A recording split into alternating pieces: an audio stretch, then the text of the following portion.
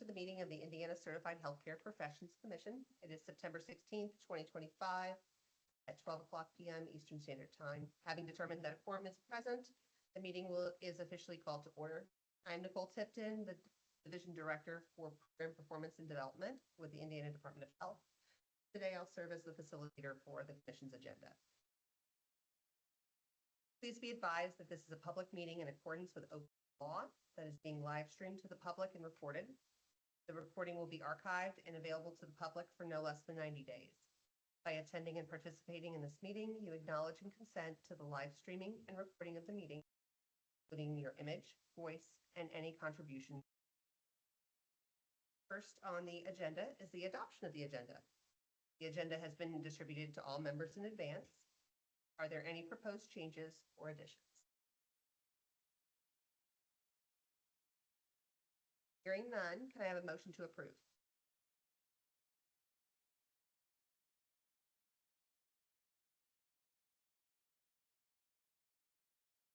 Becky moved and Janet seconded. All those in favor of adopting the proposed agenda, say aye. Aye. All those opposed, say no. Motion carries, and it will be the agenda as presented is adopted. Next on the agenda is introduction. Your key IDOH staff will go first. Please state your name, your title, and your role supporting the committee. I'll go first. My name is Nicole Tipton. I'm the Division Director for Program Performance and Development. My role in supporting the commission is assisting my staff who is here implementing the needs. I will also be tasked with drafting your discussion items and providing any context to those issues. And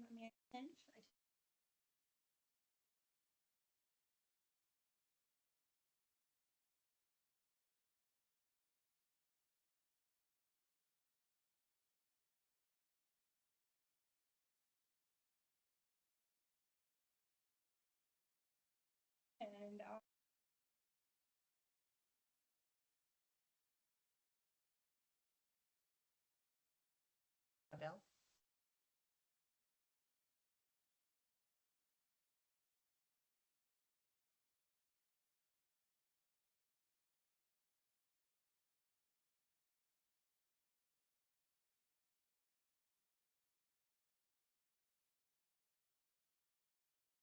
My name is Erin Coughlin, and I am a nurse aid training QMA. I also with program approval at my role.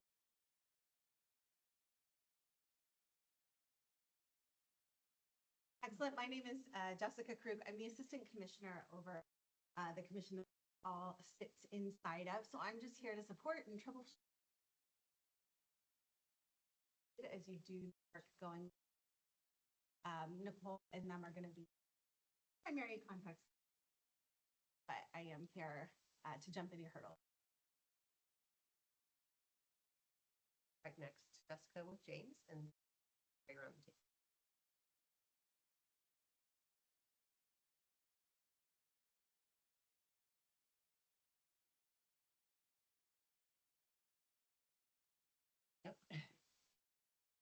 Sorry for my tardiness.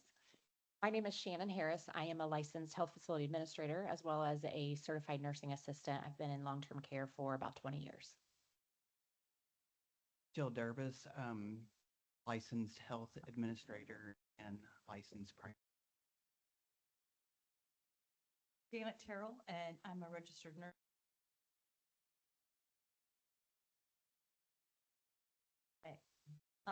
Several years, 30-some years, but teaching and training CNAs QMA 90. I got my.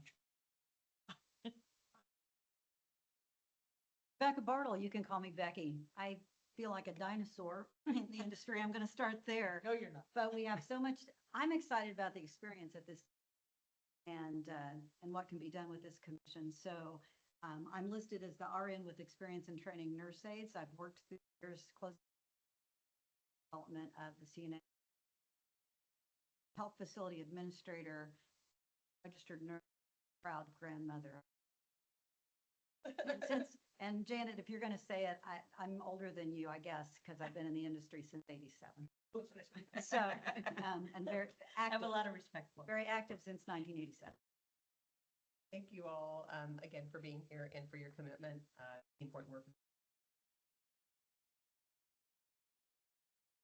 Caring for months for your goal and for this day. Let's move to the next section of our agenda. It's the establishment of the commission.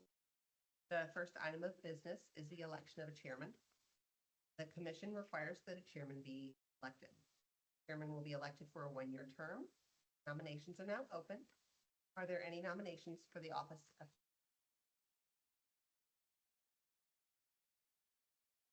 I'll say you also can certainly discuss this before you formally nominate. If anybody has any interest or questions about what that means, feel free to bring that up. Sorry, Nicole, I'm jumping on No, you, but you're fine. This is a team effort today. right. So we can, certainly answer that, discuss through what that might look like. But don't feel like you can't talk outside of saying, I nominate so-and-so, or this feels, I'm gonna back up for a second. This feels very formal. It is a formal process, right, that we're engaged in. This is a meeting. It's an open meeting. We're doing real business. And I say we, but it's you guys. You guys are doing real business, and this is all very important. But at the same time, this is an opportunity for all these meetings, right, are an opportunity for you guys to discuss, collaborate, work together. Don't be shy or feel constrained by the fact that there are microphones and teaming in front of us. You're going to be the consummate professionals that I know are. So I'm not going to do anything in here that you wouldn't have done out in the public. So don't worry about being too stiff. This is an opportunity to work together. So as far as the chairman, in some ways, it's a title or a figurehead. There's not really any work or business that person would be doing without everyone, right? You're all going to decide what that looks like. But it is someone who can act as a point of contact for the team, for Nicole, to get things administratively set up for you for these meetings, as well as kind of not organize the day, but run the show a little bit on the day of. There's so much help in the room. You're not out on an island by yourself. No experience necessary. But it is someone who says, I'm going to really dig into this and kind of become a little bit of a subject matter expert on what this process looks like. You guys all know the business you're going to do. You came in with that, right? You wouldn't be here if you didn't have it. You're going to become a subject matter expert on the process that we're going to engage in during these. So that's all that she's asking of you. Don't be scared. I feel like everybody is interested. No. We're That nominating speech everyone. was so inspiring that everybody now wants to talk to Nicole all the time. Does everybody vote for your favorite? And you cannot vote for yourself. Yeah. I would love to nominate Becky Bartle, and I don't know if that's something she's interested in, but I think that of what you've done with curriculum and all that speaks volumes to me. I followed your lead. Have It's an awesome speech. Ms. Bartle, would you be interested? I would graciously accept that with conviction and pride in our. Excellent. It's an open process. If there's anybody else that is interested or wants to, again, it is a 1 year. 1 year, and I believe they can be elected. Yeah. But so we're not losing any of you. So it can be a take your turn, take turns situation. So if everybody's happy with Ms. Bartle, You paved the way. great, great. I think you heard a nomination and a second. Did we get a second? Did I get a I think second? Ms. Yes. Service just did. Oh, I'll awesome. second, Right. I'll second that nomination. So, do we have any other nominees? Okay, so with a motion and a second, I have Becky Bartle nominated for chairman. All those in favor, say aye. Opposed? Receiving 6 out of 6 votes. Six out of six, I added you now, she, you walked in, I had to count. 6 out of 6 votes, and the majority who are now the, congratulations. Thank you. We appreciate your willingness to serve, and we really do look forward to working with you. I'll continue to preside over today's meeting so we can get through the agenda, and then we'll be in contact about kind of some structure and setup and what you feel comfortable with. The next item of business is the adoption of the proposed bylaws. The bylaws have been distributed to all members in advance. Have any suggestions or edits to them?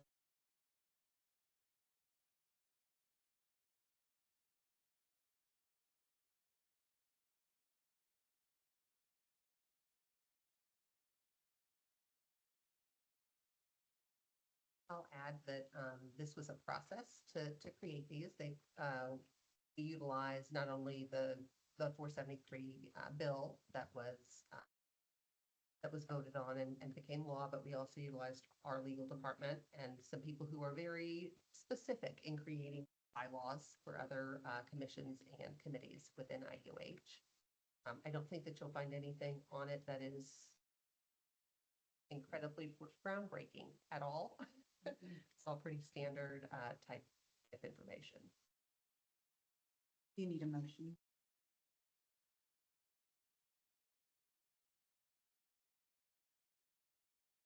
I have a first, James, do I have? So all those in favor of adopting the proposed bylaws, say aye. Aye. All opposed? Motion carries with a 6-0 vote. The approved bylaws will be placed on the internal SharePoint site.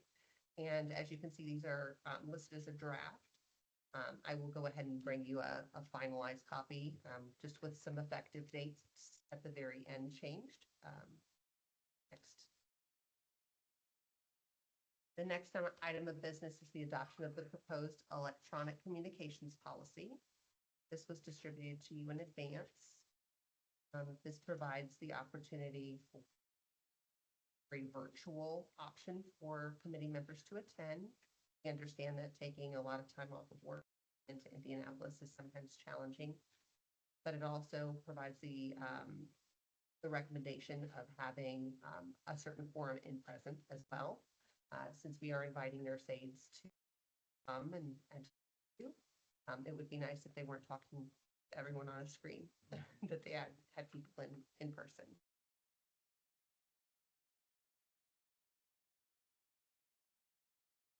Do I have any suggested edits to this? Comments? I would make a motion after the election meeting. First, Becky, and second from James. All those in favor of adopting the proposed electronic communications policy, say aye. That will pass 6. Again, I'll place this on the commission's SharePoint site for you. And I'll provide a finalized copy for you at the next meeting without the draft watermark. The last matter of business is to establish a meeting cadence. The law states that the commission shall meet at least 4 times a year. We've taken care of your 2025 meetings for this month and continuing on, and we went ahead and scheduled the 26th in January. I can tell you internally in the past, we had met monthly. And we had a set day that we would meet. So for us internally, prior to the commission's establishment, it was the 3rd Tuesday of every month. And we knew that was, well, my family always knew that was the no date. You can't get anything from me on the 3rd Tuesday of the month. So it might make things easier if you selected something that the commission could count on moving forward. It doesn't have to be the 3rd Tuesday of the month. It can be whatever you guys decide, but it would at least help your schedules planning. You could choose to meet quarterly. You could choose to meet every other month. It is completely up to you. I will tell you that the first set of meetings that we've set up, because of how things are booked here at the convention center, it is very difficult at the timing that I was requesting to get a standardized time for you. So as you've noticed, your meetings are kind of all over. I'm happy to try to establish something since we're a couple months out from February meeting, if you're wanting to do monthly or a quarterly meeting, however that gets determined, to try to keep things a little bit more for you, so you know what to plan for and to expect. This is in your hands. Could I just suggest that we tentatively, I would like to commit to monthly throughout the year. In order to get the agenda items addressed that we need to, I think that's going to happen. I'd like to propose shooting for the third Tuesday of every month. If it's available, if it's not available on Tuesday, could we let Wednesday so we keep it? Like Al on both of those? I can say that once you choose a meeting date and we start to request those through the conference center, we'll be able to establish a more routine pattern. Okay. Right. Because we're able to forecast further out. Yeah.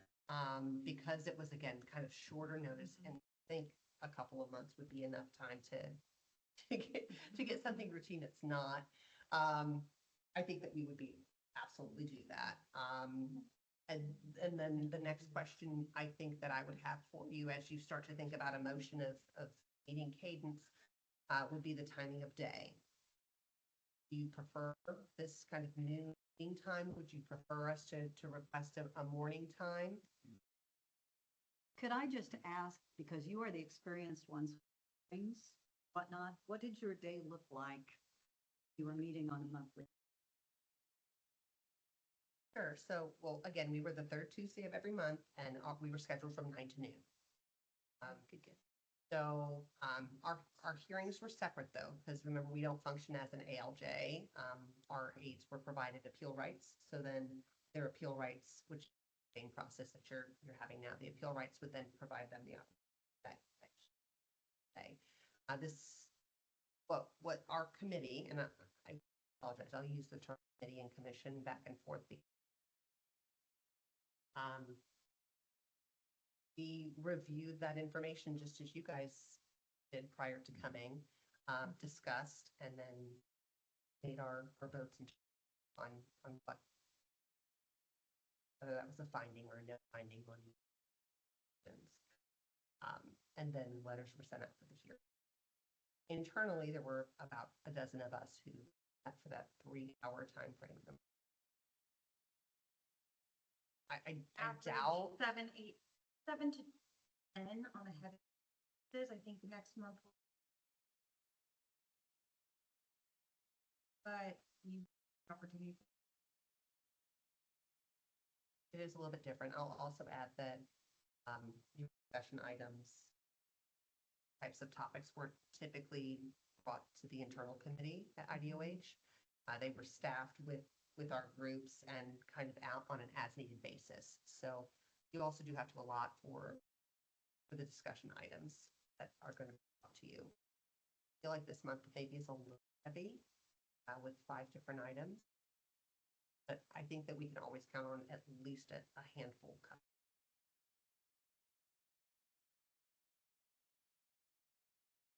A little more context, and we had a 3-hour time commitment. Very rarely would ever use.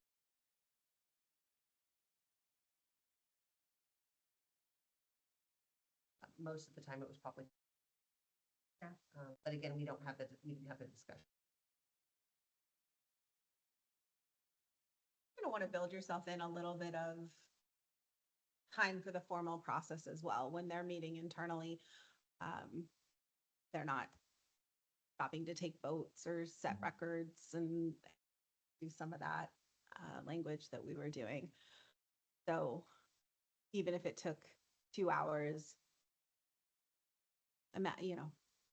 the formality is going to tack on 30 minutes or so. I hate to say that out loud because, but that's just the reality of the situation. Also, you guys can't do work until you're all together or until a quorum is present. That was not necessarily a constraint in the same way before. So if people are running late, can't get here, can't get online, that's going to delay your ability to start. So just know if you're blocking your schedules, you're going to want to block a little generous and then be pleasantly surprised when you have extra time left for yourself at the end. Not knowing where everyone is coming from and traffic patterns and that kind of thing, I think I want to be respectful of that because I'm local. So does it help morning or afternoon? Yeah, I think the 12, for me, I'm southern Indiana, so it wasn't a long drive, but 12 to 3? I'm 2.5. Absolutely shoot for at least a 11, 12 o'clock start time. When you 11 start to time. schedule. Did we include?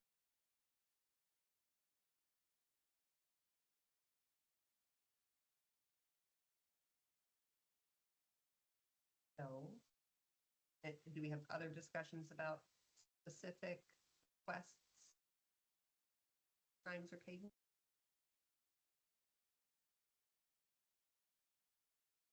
And the formalities slow down, so can I get a motion? Recommended.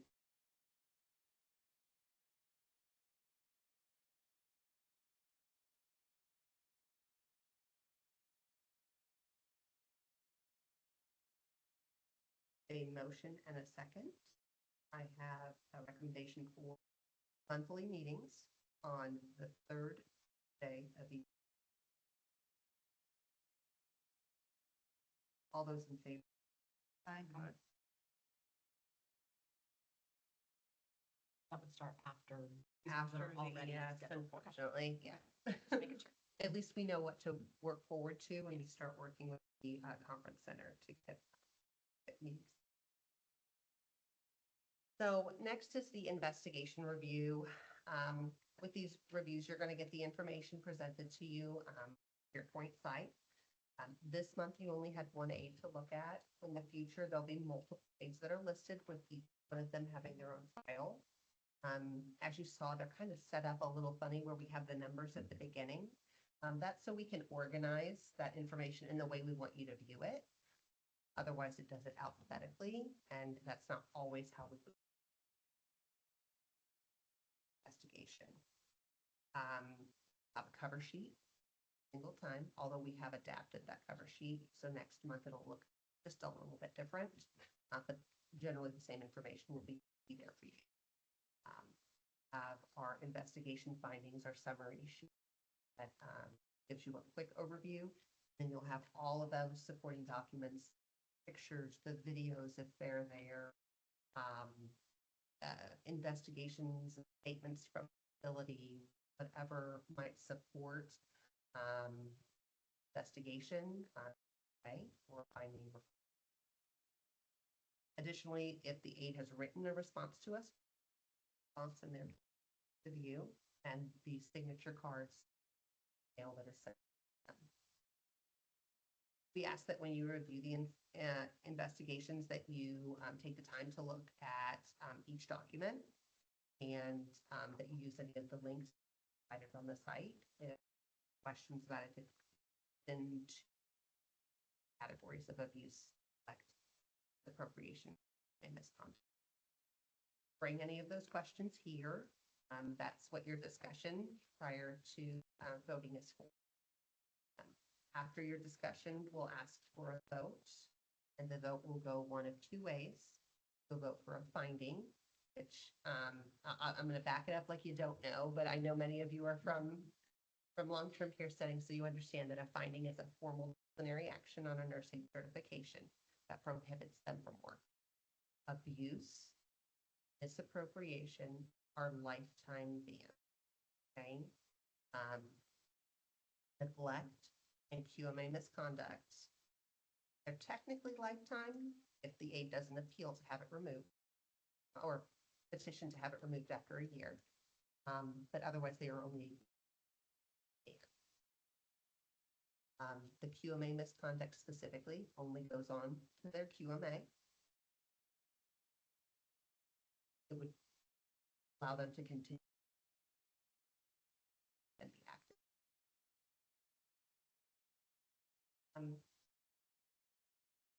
Either way, we'll get a letter from the commission. IDOH will send that out, notify them with a no finding, basically that the case has been closed. No further action will be taken in relation to that incident. With a finding placement, they get directions on what will occur if they choose to and give them 30 days at appeal. File that through possibly day.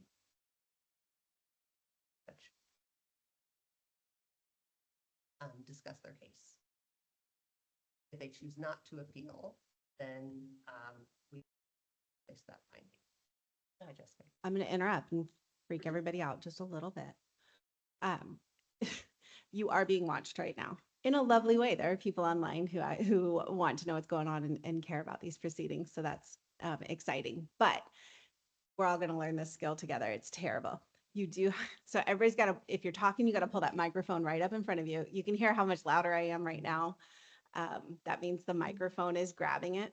So, yep. So Nicole's going to put that microphone right in front of her.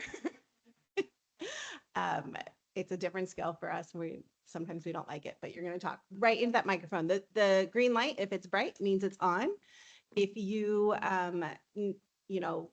don't want to be heard, everything we're doing is public, but let's say you're going to cough really loudly. I don't know, whatever it is, you're going to cover your mouth, obviously, right? But if you push on that button that's right in front of you, that will mute it while you're speaking. So just a little mic lesson, mostly for Nicole, so our friends online can hear her. I appreciate that. Thank you. The other option that the commission would have is to Even place closer. even I closer. so much. Oh my, okay. So the other option that you would have would be to place the investigation on hold. And that basically means that we would table it until the next committee meeting. At that point, you would inform IDOH what additional information you might want from us. And we would collect that and represent it to you at a later commission meeting. So do you have questions on the general process, on kind of what your expectation is in this role? Yeah. This specific situation involves one of the campuses that I oversee. So I just want to point that out so that discussion. I Okay. was actually involved in this, so, Okay. okay. Yeah, so before every discussion, when you get into an investigation, there'll obviously be, or not obviously, but there'll be a moment to kind of make sure if there's anybody who needs to recuse themselves for whatever reason, that would be the time to do that. I think your ethics training probably went over all that. Recusal just means you're not going to participate. You're not going to discuss it with anybody before, after, during the discussion and the vote. It's common sense, but sometimes we got to say it out loud, right? You're just going to not participate in any way. And we don't even want you to necessarily appear to be participating. Doesn't mean anything dramatic, but just if you drop something and you're going to pick it up, be careful if you're leaning over and it looks like you might be talking to the person next to you. Just, right. It's just a different way of behaving a little bit, but we want to make sure everybody has a full and fair review, which I know you're going to give them, but remembering that people want to know that they had that. So we just get extra careful about how we behave. That's all. Do you have any other questions about the general process of reviewing the investigations, or what, I guess, IDOH's expectation is for you in terms of voting and then moving forward, what that means on that AIDS certification? No questions. Okay. So then moving on, we'll have a discussion about the alleged misappropriation of Jasmine Harris. She's CNA 2401893.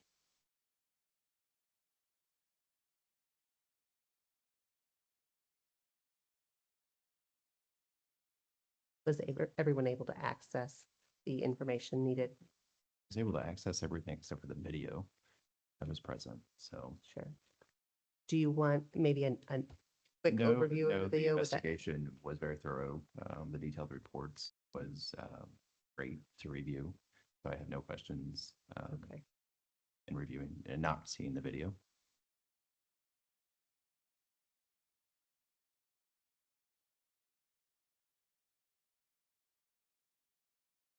I'll share as you guys wait to give your opinions or discussion, that this was actually one of the last internal committees review. And this was one that we struggled on internally for a variety of reasons, and thought that this would be great for the commission to look at. And we would have loved to hear your insights on whether you would have voted for a finding or a no finding. One of the questions I had in regards to, and maybe this was in there and I missed it, was the aide aware that the resident had the money in her room? Like, did it say anywhere where the resident had shared that she had that? Or that the employee saw it? I don't know if we have that information. Okay. Yeah, but that would be a good, make note of that.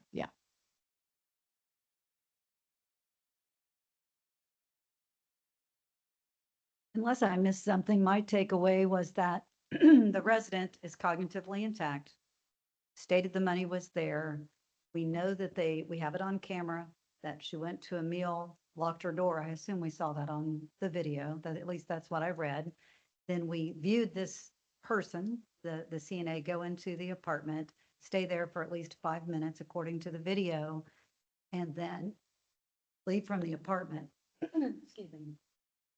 The timeline would fit when the money was allegedly missing. And that's what I took away from it. That I didn't see a statement from the CNA other than during interview. It was contested or contended that she answered the pendant. However, there is no record of the pendant sounding. And so if I answered the pendant, there should be a record. I assume that's a reliable record of call light history. So that is not there. And then we also have her in there for 5 minutes, which there's no call light calling me to that room. I have no reason to be in there for 5 minutes, although the rationale given was I was on a call with someone else. So certainly if we're just, from my standpoint, I look at the facts of that and it's certainly suspect, because particularly in the day and age we live now, when in the residential and assisted living setting, we don't even enter unless invited, basically, or checking on the well-being of the resident. So to not have a reason for being in the room was quite questionable for me. I would agree. I would agree. Very suspicious activity. So what is the standard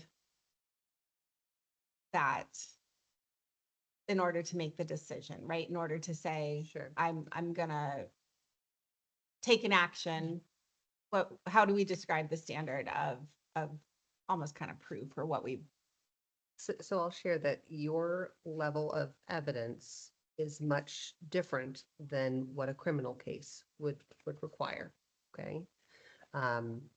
So I'll also add, since this is our first one and this is very interesting, let me just throw out a what if. Like, let's say that this aide was also criminally charged, okay?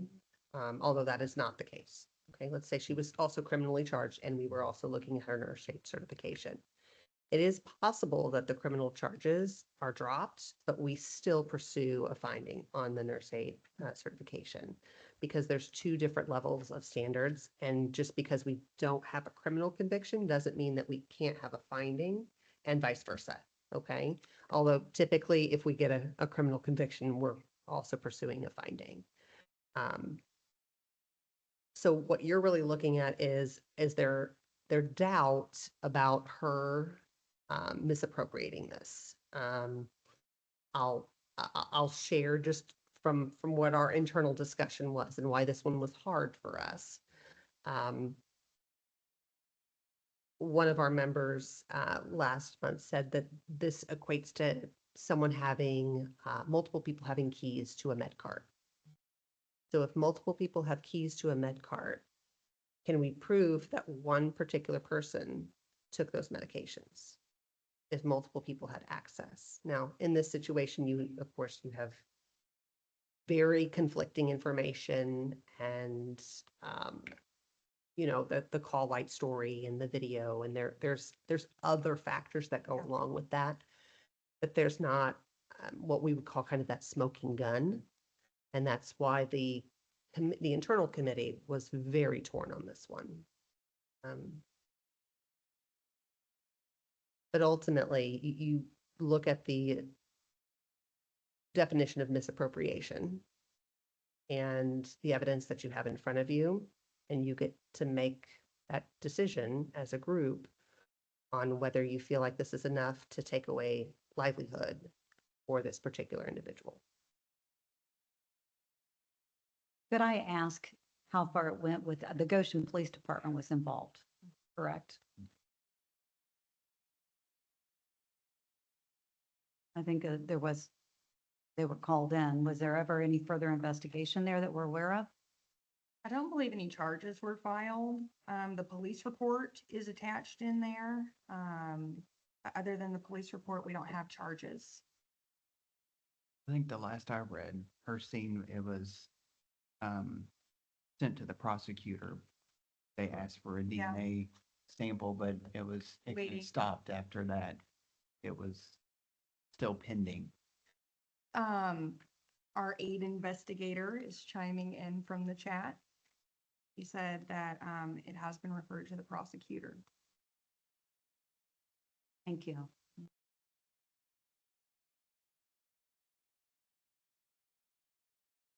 Did the nurse aide ever provide phone records to indicate that she truly was on the phone during the time that she was in the alleged apartment? He asked if there were phone records to From the corroborate her nurse aide. story. Mhm. Oh, that. We certainly don't have them in our possession, correct? No, No. we do not. But those are good questions. My question would be that if you noted that there was questioning about, was anybody else possibly in the room, in the video? Did they look before and after the time she was in there to see if somebody else, with the keys, was there anybody else that would have, did they note that? That there was somebody else possibly that could have gone in the room that was down the hall?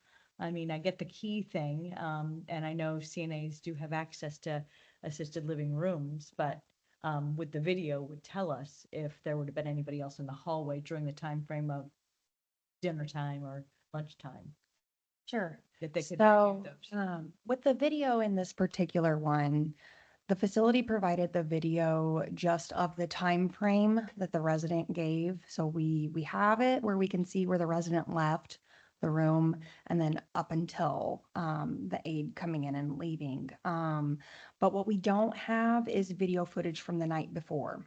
And the resident said the last time she had seen the money was the night before.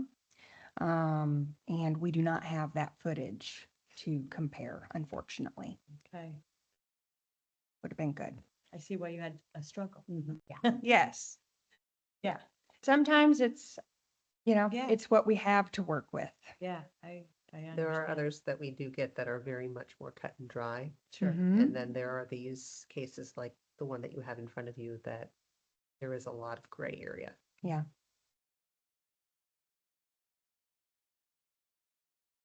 The complaint investigator, did they look at the history and look at the personnel file to know if there had been any other infractions or concerns with this person's performance? Yes, so that's usually noted on our cover sheet. We have a I'm sorry, section. thank you. Yeah. You're good. Thank you. We just know where to look for the information. You're So okay. About halfway down on the cover sheet, it asks about any prior incidents. So those would be things that we would be looking at internally that would have been reported through Gateway or taken in as a complaint. So that's where you might find that information. Sometimes if there's also, charges or anything like that, that'll get noted right there as additional information. Is that information that you would want in a formal report, like think that more would be in helpful. detail of past Yeah, I think that would be very helpful. helpful? Okay. I think it's important to note that this is a newer aide. She's a CNA from 24. Yeah. There's not a lot of history that can get. But she had worked in that facility longer, correct? Not as an aide, but I thought that it stated she had, Housekeeping. okay, housekeeping.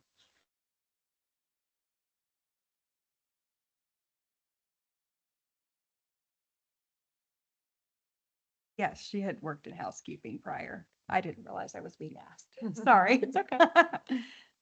Yes. So that adds another layer of doubt where in housekeeping, she had access, just like she did as a CNA, Mhm. to every room So, that she cleaned, you Agreed. know? I So agree. And probably put clothes away in drawers, absolutely. but that's speculation. Yeah, absolutely.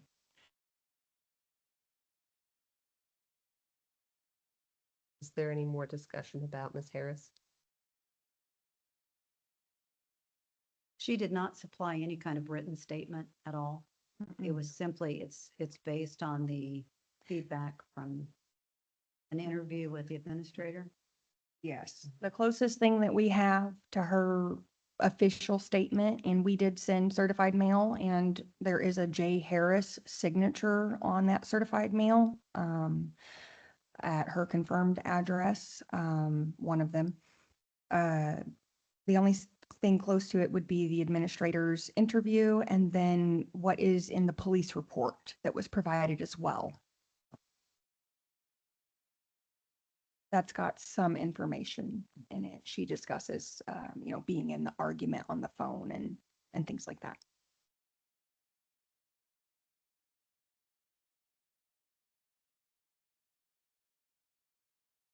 So this is where you kind of, feel free to discuss as long as you would like. There is kind of a point when discussion is no longer productive, and that's fine. Every discussion comes to a natural conclusion. Typically, so Nicole had said you guys are going to kind of decide as a group what you want to do about this, and that's partially true. The decision that comes out of this will be the decision of this commission. However, you're each going to vote individually. So you do not have to agree, right? You do not have to come to a group consensus. This is gonna kind of be a majority wins situation. So you don't have to discuss things until you're all of the same mind. That's not the point. You want to discuss things until you feel comfortable that you know what you want to know.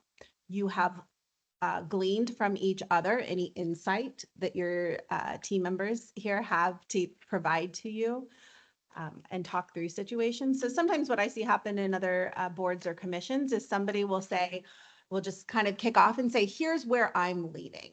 I think that my vote would be X, and this is why. This is kind of what I felt like leads me to that decision. Sometimes that kicks off a little more discussion. Somebody challenges a point that someone made or whatnot. And then sometimes people say, yep, I'm with you, or I don't need to discuss this anymore. I'm ready to vote. And then somebody's got to make a motion. So somebody's going to say, I move to make the finding, or I move to not issue the finding. That then gets seconded if there is a second, whatever that motion is, if there is a second. And then we would say, okay, there's a motion, there's a second, we can discuss it again, right? You open up a second time for discussion. A lot of times that is unnecessary. And then there's a vote. If somebody makes a motion and there's not a second for that motion, then that motion has failed. But that does not mean that we're just automatically at whatever the opposite is. Somebody still has to make that motion. So if Mr. Sizemore moves for a no finding and nobody seconds that, then we kind of sit here and look at each other until somebody else, Ms. Harris, says, okay, I'm going to make a motion for a finding because that's what she believes, right? And then that would also need a second. we can get into all kinds of weird scenarios of what happens if nothing gets seconded and all that, but we'll deal with that if and when it happens. But so just so you know, that's kind of what we're teeing up is a lot of times somebody just, even before a motion, says, well, here's how I'm leaning, or here's how I was leaning when I read this. Is there anything you guys think I'm missing or should be considering differently? And then that can kind of, but it is a little scary to talk first. Miss Parker's sitting over here like, I'm out of this one. She gets to watch. Yeah. Can I ask, aside from the opportunity for a hearing, is there ever a call for a personal appearance? So that's what happens here is you can't command somebody to come in front of you. We never require people to speak, right? However, she has that opportunity today. Ms. Harris would have been noticed, right, of this, and had the opportunity to appear here today and either provide you a letter, right? She could send something in writing. It doesn't, when I say letter, I don't mean 1800s, script, email. Let us know what you want us to know. I say us, you. Get that to us in a reliable fashion, and we would share that with you. She also has the opportunity to appear today and talk to you and answer some of those questions. So that's the trickiness that we're in with setting these board meetings and needing to talk to you about having those dates identified in advance. That's why we kind of chose some for you. Not just the logistics of a meeting room and having the right equipment available, but it was also, we need to get letters out, I apologize, to people, letting them know this is the day Yeah. when you're going to be discussed. We're going to talk about you behind your back if you don't show up. And that's okay. People can choose not to show up for a variety of reasons. That shouldn't weigh for you one way or the other, whether or not they show. But someone who does come in and wants to talk to you and give you context, or say whatever they want to say, right? Like this absolutely did not happen, and they're gonna tell you why or whatnot, or they would have notice of today, this part of the session, and we would be telling you Ms. Harris is here at the table, and so you would have that opportunity. So she was told of today and would have had the opportunity. She was notified in the prior format since we were a committee meeting prior. Okay. So she was not notified of the meeting today. So But she was notified of the opportunity to provide a written statement to us. Right. Yeah. And we have the signature card that appears to have her name on it, or at least signed J. Harris. She was not provided additional notification of today because, again, she was processed through our prior methods. Any aid moving forward now has the new option of either providing the written statement to us or being provided the commission meeting date. You kind of have the one that kind of fell between the cracks. Yeah. Yeah. Timeline wise, where would we be if we wanted to move this to the next meeting date? To send a notice is what you're asking? Yeah, all we need is the 20 days. Yeah. So we have Okay. plenty of time to do that if that Sure. is what the commission would The commission like. doesn't have to act within a certain amount of time. No. Okay. So, so potentially, if you wanted to, which maybe you do, you could say, we're gonna suspend this conversation, this decision, issue her an invitation, a notice that we'll be discussing this again. I keep saying we, but you. It's It'll a be our old business. bad habit. That you would be discussing this again at whatever the next date is, and that she has the opportunity to appear and participate in that discussion. So if that's something that you would find particularly valuable, or just, let's just do it that way, then that's completely fine, and that can be a motion as well. Well, I'll speak freely about the way I'm leaning. As I read it, the preponderance of the evidence for me is compelling to make a decision. However, When the resident themselves says, the last I recall seeing it was the night before, that's where the doubt came in for me. And to be fair to the individual, I would like to give the individual an opportunity to come and speak for themselves and explain to us when we could ask questions about the phone call, and is it common for you to go in a resident's room when the resident isn't there? What are the, you know, what are the rules or the standards of conduct for your facility and that type of thing? Because if we took a vote today, I can tell you that I would lean toward a finding. However, my gray area is not having seen it since the evening before and the opportunity when a resident's sleeping for someone else to come in. So where do I go from that? I go to how compelling the individual is and how hard they're willing to fight for their certification. And, you know, I love this industry. I'm here. I want to come and tell you that my story and why I am a CNA, that kind of thing, because that could be compelling to me. If you have that opportunity and you don't take that opportunity, that also speaks volumes, that you've already moved on, et cetera. That's just what I'm thinking. Yeah, I think that's well said. For me, one of the things I would ask for is definitely that, give her that opportunity to come in, because Nicole, when you noted taking somebody's livelihood, I mean, I would really want to be confirmed in how I felt about it. And the other thing I would ask for is, okay, well, we had video footage of that dinner timeline, but what about, can we get the last 24 hours? I mean, and just see, I mean, if it was 24 hours prior to that dinner, did we have anybody besides the nurse that was passing meds going in? How many CNAs were in there? You could probably get that pretty easily, I would think, with the videos that are out there today. Room cleaned, Yeah, correct. housekeeping. Housekeeping, and look at how many people entered the room. I mean, I know in assisted livings, a lot of times some don't want anybody cleaning their room. They don't want anyone in their room when they're not there. I mean, so I think that would be something else I would be interested in knowing is to take somebody's livelihood. I go back to that again. I would want It's to a be heavy pretty. responsibility. Yes. Per the ED, in a telephone interview, it says the video footage automatically erases after 1 week. And they no longer had a copy, so I would assume we wouldn't be able to get the material or the video footage from before. point. That clip, the Goshen gone. Police has. So I Yeah. don't think we'll be able to gather that and look based on what we're reading here. But again, I guess because of the livelihood issue, and I agree with you, what is the conviction of the individual and are they willing to come and And I think showing up would be very telling to me. I'd show up. If it were my livelihood, I'd show up. Yeah. I think giving her that opportunity would be really nice. Are we allowed to ask if there were any other talking points as to why you couldn't come to a conclusion?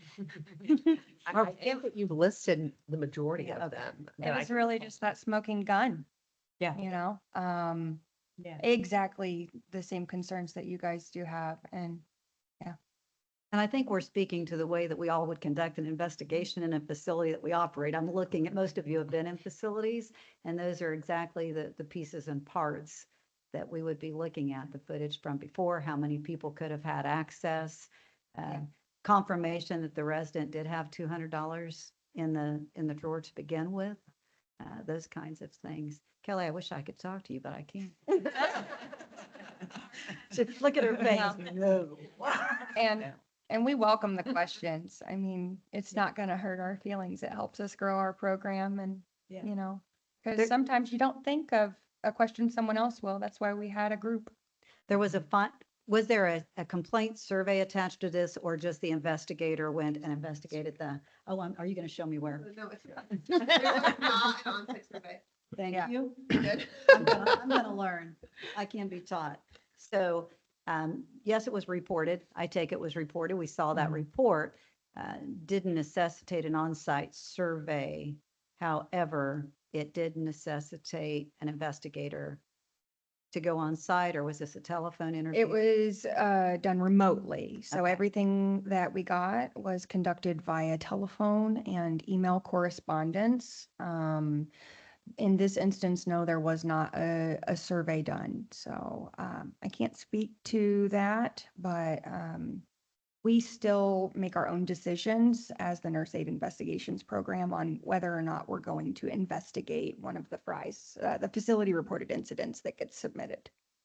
Mindy, you mentioned that constructive criticism is good or pointing things out. Yeah. And so I might just say that when we are investigating these Mhm. things, it would be good to know what for example, in this case, the facility policy is regarding entry into resident rooms, other Yeah. than to answer a pendant, or to check on the well-being of a resident in the absence of, we expected them at supper and they're not there. Because obviously she did enter, she didn't deny entering, correct? That's what I read. She did not deny entering the room. The video has her entering the room. Yeah. There's a disconnect on why she entered the room because she said that the pendant called her to the room, but the pendant system record does not. I'd also like to know if there's any flaws in the system or any known miscalls, so to Yes. speak, that could occur, that kind of thing. I also wonder if she knocked and waited for the resident to invite her in. On the or video? Or if she just turned the key and walked right in. I guess Or that if she would, looked both ways. correct, that would be a little telling. Anybody watching? Again, policy, you were talking about policy, knock before you enter, so. Wait for permission. Mhm. It's in the Yes. initial steps. We will work on, if you choose to delay a vote on this, we will work on making sure that the video is something that is accessible. We thought it was when it was sent over. Mm-hmm. If ever, just as a side note, if ever there's something that you cannot access or it loads incorrectly, just let us know because it's obviously okay on our side when we put it on there. But we never know externally how that's gonna work for you. So if you can't access something, please let us know. And herein lies the moral dilemma. The longer we delay, she's out there working, right? Correct. Yes. And that is absolutely something that is important to consider. But also trust yourselves that you want to it's important to make the right decision, not necessarily the fast decision. So things that I might consider or that I would see other board members. I didn't give you my background, but I've done board investigations with other types of licensed professionals. Would be, is this is somebody going to be harmed? Are they going to be hurt? I shouldn't say harmed. Their loss is a harm, but is somebody going to be hurt? Is it something that's irreparable, right? We can't make that person whole again. So physical violence, sexual assault, all of those kinds of things are a very different consideration for time. But you do have to ultimately weigh all of that. We do know what your next meeting date is. I do not off the top of my head, and It's enough. October 20th. see you guys, you don't need me. So that would be, you're delaying till October 22nd. You just have to decide if that's a significant delay for you or not in this situation. And not every situation, you won't come to the same decision every time. You're not setting a precedent necessarily. This is on this factual scenario, how you want to proceed. And here. should we have further questions, for example, the administrator of the facility, do we have the opportunity to bring them in audio or anything like that? No, we do not. We do not. So you guys it's an interesting situation. In a sense, you're not really being impaneled as an investigative body. Okay. You are all people who conduct investigations in your lives, who participate in these, right, employee investigations facility. You have so much experience with this that you know how you would do something or what you would want to know. And that is why you're here. I'm not asking you to leave that at the door, but you are not impaneled as an investigative body. So you do get limited to making the decision based on the investigation that is in front of you. That investigation comes from your colleagues, right? These are people who have similar training, who have similar experience, who have worked in this field. I don't know them. Maybe you know them, maybe you don't know them, right? The HFAs or EDs that have conducted these investigations or participated in them. And so you are relying on the work of other people. Uh, You're relying on their work, you're relying on our work, the information that we're going to bring to you and put in front of you. This is going to be a growing process for all of us. As we learn what types of information you want to have, I say physically in hand, I know it's all electronic, but you want to see and review. We'll learn to make sure that that gets to you. You'll have access to all the information we have. But your colleagues are going to learn as well. Your colleagues are, and that may be something that, wouldn't it be beautiful if at the end of this, 6 months from now, whatever it is, right? You guys have put forth or have created some training information for all of the people who benefit from your wisdom, seeing all of these, right? In a new format, in a new way that they were not being considered. Again, that's why you're here. So this is a growth situation. So even though we may be uncomfortable today with this, understand that that's, we're looking for all of those opportunities. So hunting on this one to say we're gonna give her time to come in and we're gonna discuss this again next month is not it's not a bad decision in any way, but know that it's not going to be an opportunity to do additional investigation. I appreciate all of that clarity, and I feel a leadership topic coming on for the industry for one of our analysis in regard to the findings and the questions that we have as a commission, because there are pieces and parts where naturally you hit the nail on the head. We do this all the time. And so there's questions that we are going to have, and that's why I said thank you for saying you welcome those kinds of questions and comments. Yeah. So having said that, if anyone else would like to speak freely, but again, my issue is that who had access, could have had access the night before. We do not have the video for that. It is a person's livelihood. Thank you, Jessica, for talking to us about basically battery, the difference in, putting someone in harm's way versus a financial hardship or a concern. I'll also say, if those are when you're deciding whether to act today or whether to give her an opportunity to come in, maybe ask yourselves, whether it's internally or out loud with each other, is her coming in next month, potentially, let's say she does appear, is she going to have the information that you want that is going to help you make your decision? Is she going to answer for you the question of, do we have the video from the day before? Did anybody else have access to the keys? Was anybody else, was the money actually in the room? So if those are the important questions that you need answered, will she have that for you or not? When you're deciding whether to wait. Again, we will do anything you want. Not anything you want to do, right? But sometimes it's just not going to be there, right? Yeah. You're just not going to have the things that you want. That's living in the world. You guys have seen that, I'm sure, in your own careers. So it is okay to make those decisions as well.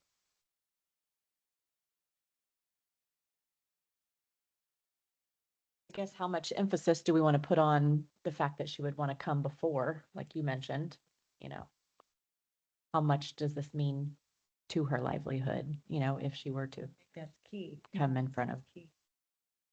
My take is she's already been notified from the Department of Health, correct? From the Yeah. initial notice. She got, So she could have already defended her case weeks in advance.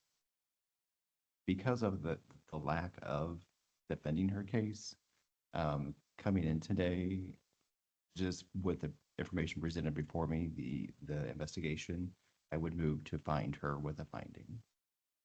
However, there's some doubt in there, but just based on the information that's been provided to me to review, I would concur with the Department of Health with moving to put a finding in place for this individual. But it's up for discussion. So it sounds like I have a motion for a finding of misappropriation. So what I'm going to ask for is there a second? Or is there another motion for something else?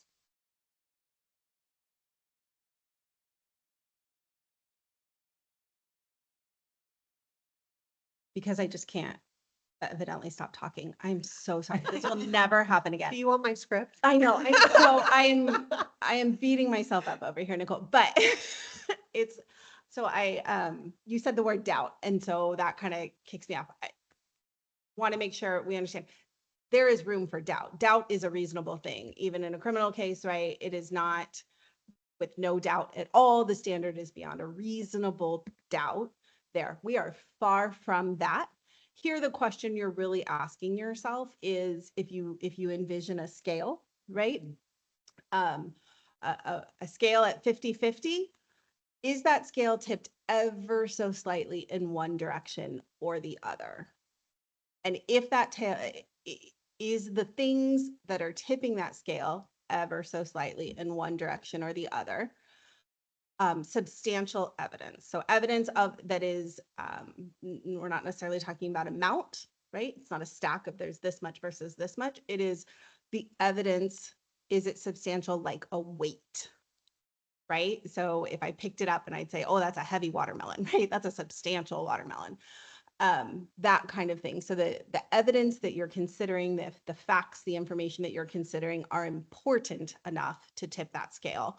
And did that scale tip ever so slightly in one direction or the other? It's not there's 5 points on this side and there's 6 points on this side. There could be 5 points that say maybe she didn't do it, but there's, and I'm not talking about Ms. Harris specifically, but maybe there's one thing that says that this person did engage in that behavior, and that's because there's video and I saw it happen, right? So it's the weight of the evidence or information that you're considering, and we're really just tipping that scale ever so slightly. That's all we're talking about. So there can always be room for doubt. You weren't in the room, you're not going to know, right? But how important or significant is that doubt is what you're discussing. No, you can keep it.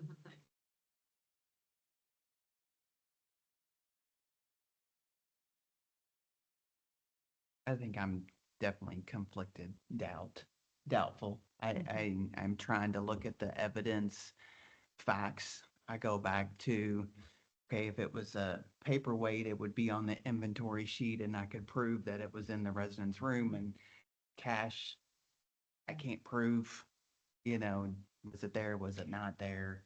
Why wasn't it in the lockbox? Why didn't she have a key? Some of that, but then again, residents, want to have the right to keep cash in their, what was it, lingerie drawer.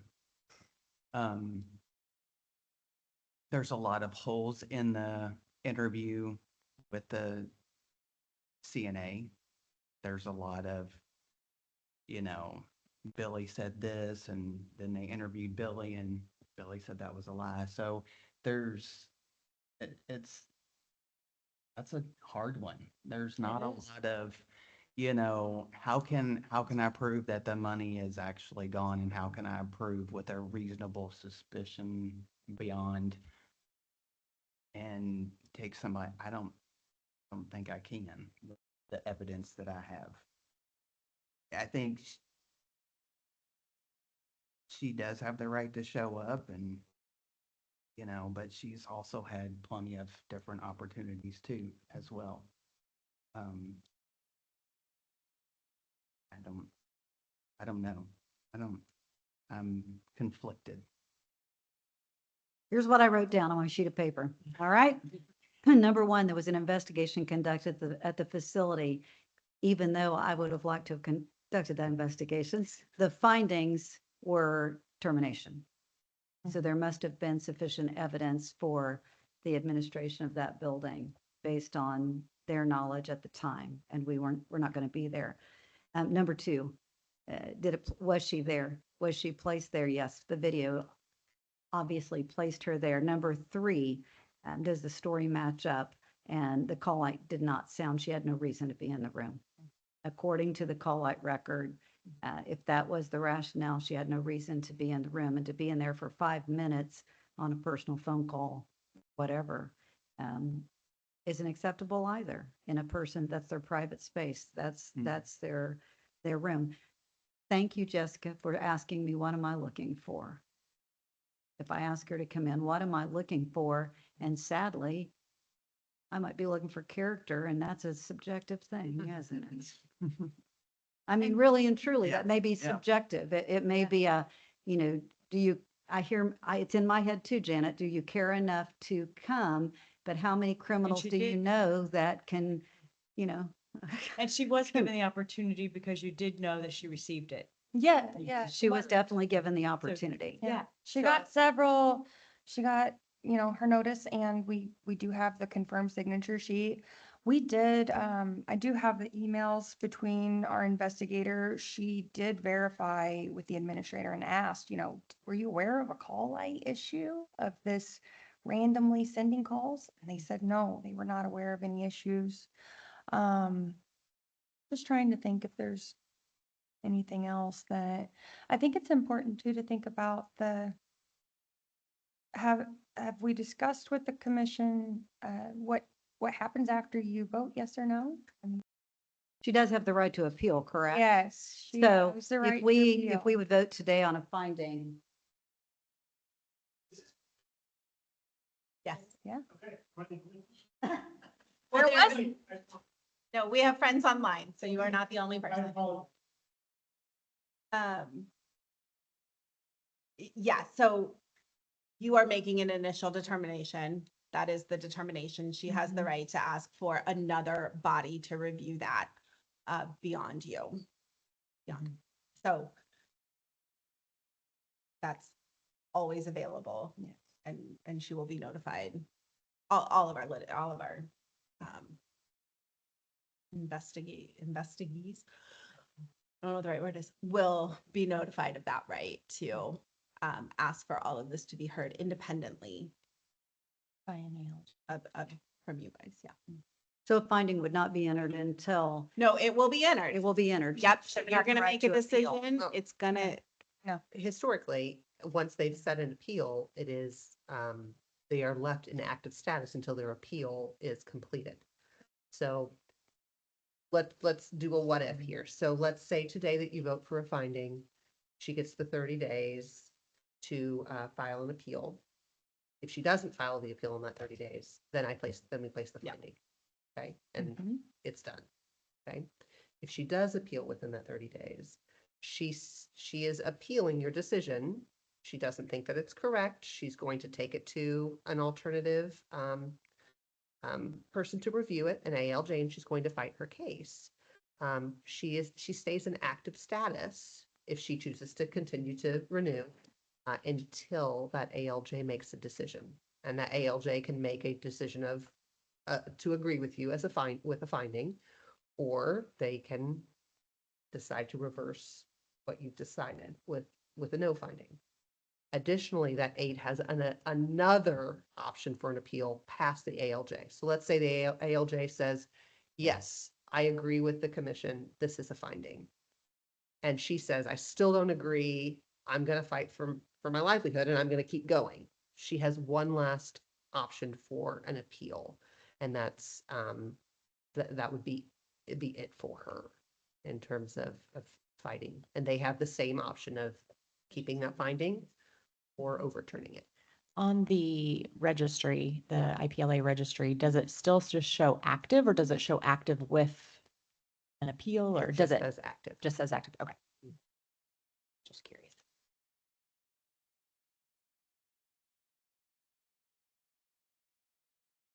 So to recap, I did have a motion for a finding.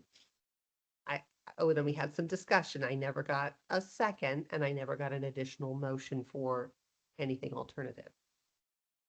To keep in mind, you have a motion on the table for the finding. You can always motion for a no finding and see if you've got a second out there, or we can motion to hold this and bring it back next month.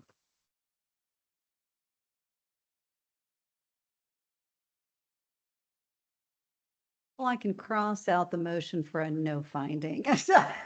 I don't have that. I don't feel that we can move away from it. So it's either got to be a motion for a finding or to bring her in. And again, thank you, Jessica. I'm asking the same question to myself and to others. What would we be looking for? What would change? What would change where your determination is now? And you also know she has options post that. Second the plan. That options if she wants to pursue, she can, and that takes away my concern of livelihood. If I wanted it bad enough, I'm gonna go after it, and I think she would if that was her interest. Does anything happen past this if there is any type of criminal case? I know you said it's with the prosecutor. Did anything past that happen? Yeah, so once there's a conviction, it would depend on what the conviction is and what statute it falls under. If it's one of the crimes that. Crimes barring If you employment. Keep her active, then Yeah. it would default to that. If she ends up Yep. with a conviction for one of the crimes that bar employment. Yeah. Um, And at that point, we would basically present her to you again as a new Okay. investigation saying, hi, she has a conviction for a crime barring employment. Would you like to vote for a finding? Thank you. Yeah. Which if there was a determination from the prosecutor's office, this would already be determined then. Mm-hmm. correct. So it's a timing thing, isn't it? Sometimes it is. Well, charges by the prosecutor's office is not an adjudication. Exactly. So Okay. again, remember, Conviction. regardless of what the prosecutor thinks, it's ultimately whether or not someone is convicted of certain crimes that would lead them to be in front of you on that basis. But again, the criminal side of things and the disciplinary action on a certification are two separate matters. If you're in your head thinking I might I would incline to issue a true finding or substantiation and place this individual on the registry. But if she came in and told and I connected with her or saw something in her character or whatnot, I might not, then maybe you want to give her the opportunity to appear, right? If you're thinking, I don't think there's enough information in the investigation that I have to issue issue that finding or issue that recommendation that she be placed on the registry. But if I had all these other things, then I might, right? Like, think about, again, if she comes, we want to give her her chance, if that would be important to you. If it's not important to you, because there's nothing that she can say that would change anything, then that's fine. But if there is something that she could say that would change something, then, this is our first one out of the gate. We don't have to rush. Yeah. And just as a heads up, we have, I think, 6 or 7 teed up for you next month. Yep. So I'm glad that you're really kind of getting the process this month and asking all of those questions. And how far in advance will we get the packet? About a week. Okay. At least a week. I should At say. least a week. And I digress here, but would we have the opportunity to ask for, if there's more items than what we see in the packet, can we ask before the meeting if there's additional information, or is that only when we attend the meeting? So, or like, if you have questions, you look at it, you see it, and you're like, I'd like to see this, and you want to email me and say, hey, Mandy, is there this? That's what you're exactly- asking? I think that's something that we all need to talk through process-wise Mhm. with you guys. We're learning a lot as we go. Just even today, right? As we've said before, Nicole has spent and her team have spent so much time thinking through how would this look and what are we going to do and how are we going to Yes. go forward, but always knowing, mostly because it was my voice in their head that said, but all that could change once we Meet the start com- doing. And so we do have to find that balance for you guys and not find it with you guys of how what is the important pieces of paper to put in front of you for you to be able to review and be knowledgeable and have all the information that you need, but not give you unimportant information that drags you down or makes it so impossible for you to do the tasks that are set in front of you. You don't want a 1,000-page survey packet, right?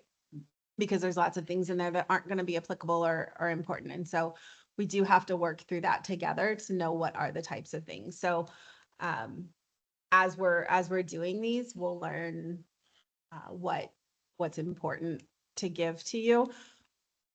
We do consider ourselves partners with you in this adventure and in this new thing. However, this is a public meeting. This is a public process. So we are going to be a little bit constrained of what conversations we can have outside of this setting. We can talk about administrative clerical things, board meeting dates. I'm running late. I can't attend. My SharePoint won't work.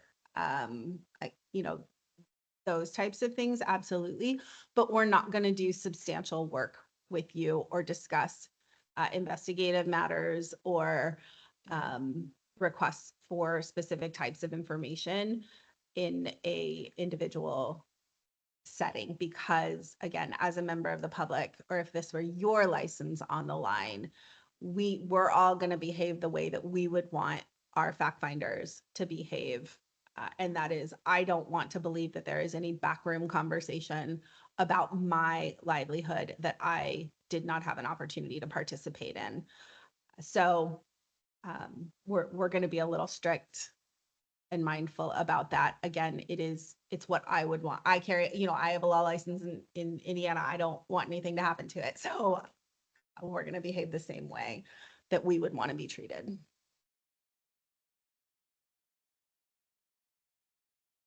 Okay, just for the record, I want to go back to number 12 on the 8 investigation, the summary. And it does state, and I apologize, I didn't point this out before. Number 12, CNA Harris walked into the camera view. She walked up to the resident's apartment door, knocked on the door, looked to her left, unlocked the door, entered the resident's apartment, and the door closed behind her. So she's in the camera view, knocked on the door, looked to the left, entered the locked resident room. And so I don't think we had pointed that out before, that is on the, it's recorded as being seen on the video. And then I want to go back to number 14. When interviewed, the CNA Harris denied taking anything from the resident's room, but did not deny entering the room while the resident was not present.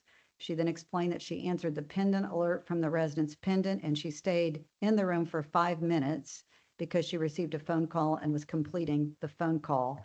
CNA Harris did not complete a written statement, which would imply to me that she had the opportunity to provide a written statement. And that was the rebuttal, was that yes, I did enter because the pendant allegedly went off. The record doesn't show that the pendant went off. We have no record showing that the pendant system was faulty. I'm in the room for 5 minutes on a personal phone call, if that's true. And when the resident, whose BIMS, and we're all familiar with BIM score, is 13. So her BIMS is 13, immediately says that my drawer, noticed that the drawers in her dresser opposite the bed had been messed up. They were not put into place properly, and that's not how I left them. Mhm. When she found the envelope that had $200 in it was now empty, at which point she called her daughter immediately, probably out of fear, I assume, Mhm. because I would have liked to have called the administrator right away and started this, but at any rate, called her daughter right away. My mother probably would have done the same thing. And then the next day is when the interviews began. There's also another portion to the call light that I wanted to bring up. Ms. Harris explains about this flaw in the system. But then when asked about, well, who gets the page, the calls, it's in there that it goes to everyone. And supposedly she's the only one who got this specific page that we have no record of. And we have no maintenance issues and no known issues with the call system. And was it an actual pendant that the resident was wearing versus a call light in her room? Because she wasn't in the room. So if it was her pendant Yeah. going off, unless she left it in there, Dining. yeah, should have been in the dining room. Not, I don't know if that's how, I she don't would have know known off the that. Top of my Yeah, head, yeah. if it's a Yeah, I pendant think or it did say calling, the I think, pendant, yeah, I think it's. a Which should pendant. show where the location of the resident Correct. is.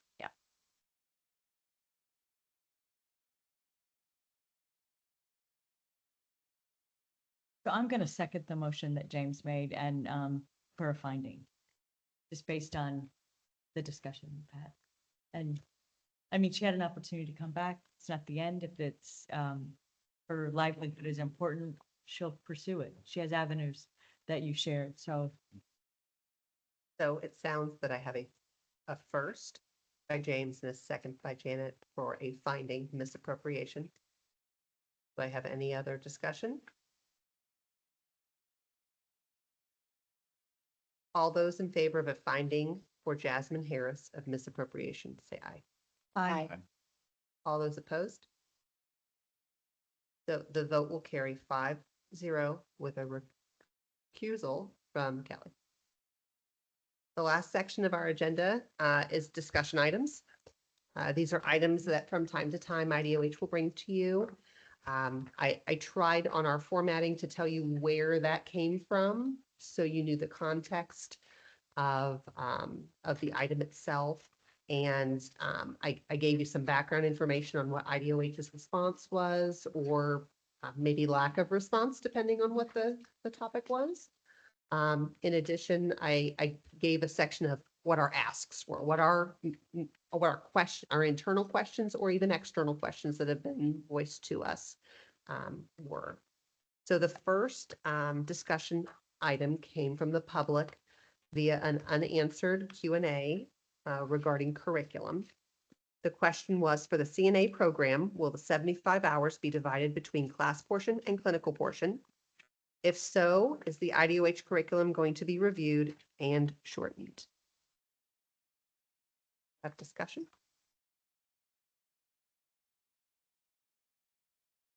Well, in reviewing the bill, we knew this question was going to arise, didn't we?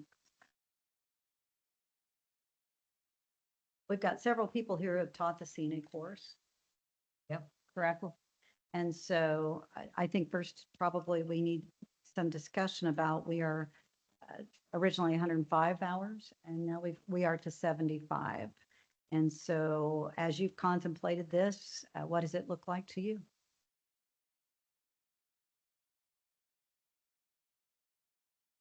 Go ahead, Jana.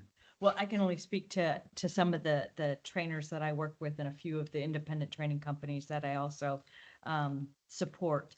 And I know several want to stay with 105.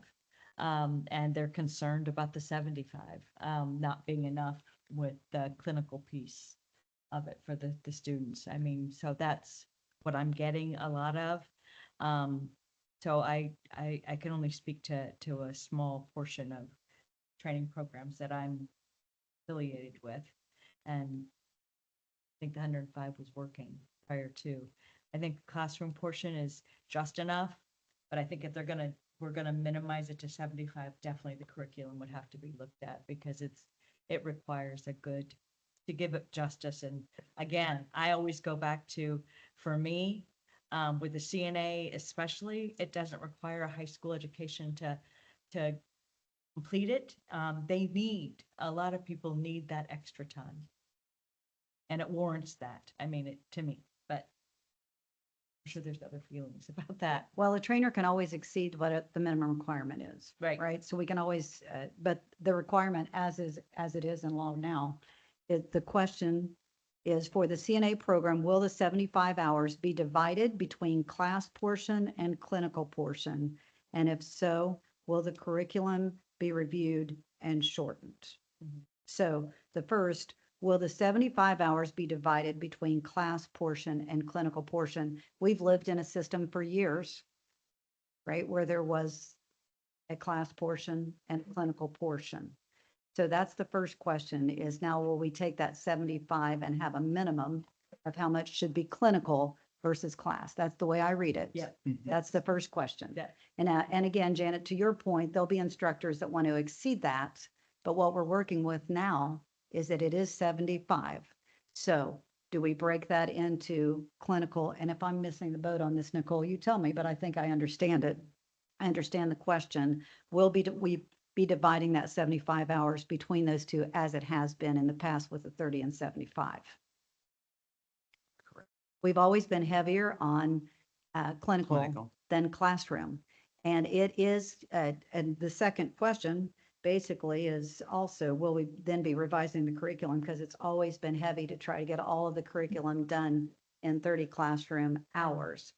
Which begs the question, is it all necessary? I mean, this rabbit hole goes way down, doesn't it? Mhm. And so let's start with the rule that we have today for discussion, and that is 75. If you weighted that the same way as we have for classroom and clinical, boy, Absolutely. that would be a dramatic change, wouldn't it? Mm-hmm. So would the classroom remain at 30 hours and then 45 hours of clinical experience? That's the That's- question. That's- Yeah. Yeah, that's the current recommendation that we've put out, because we have had so many questions from training facilities or training programs, excuse me. So we just reverted back to COVID standards, to kind of keep Minimize. some kind of normality to what they were already used to utilizing, in a prior time frame. So we, reverted back to the 30 hours of classroom and then 45 hours of clinical, for kind of almost like a Band-Aid is what we've kind of done until we've been able to bring this to you to make a determination on how these training programs need to be implementing and changing things. I think you definitely have to take a look at the curriculum if we're gonna minimize it to 75 total and take things out or readjust to make it efficient. I mean, and again, I would look at retention numbers too. If we're currently, I know, some are currently doing this now. What is our retention and testing like for that, Yeah. that population of students that are actually doing the 75 hours now? Was, just a question, was the reason to lower or continue on with what it was during COVID just due to the availability of being able to do those clinical hours for individuals to get more people into that program more quickly? Or what was the point of lowering those hours? Are you specifically talking about like the bill itself? Mm-hmm. It was communicated to us that the lowering to meet the federal standard was to assist with staffing Okay. shortages. So versus a 105-hour curriculum to a 75-hour, there would be a higher processing of students. More. Yes. I will tell you on the side of health facility administrator, the level of competency that we see with 75 hours of clinical time right now is probably not what we've seen in years past. There are so many distractions in students' lives right now.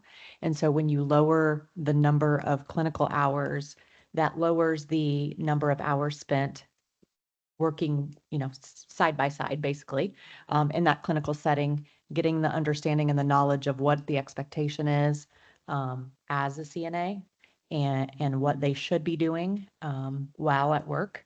And I currently work in a very rural setting right now, and that would be really tough for me to say that less hours would be better for the students coming into this profession right now.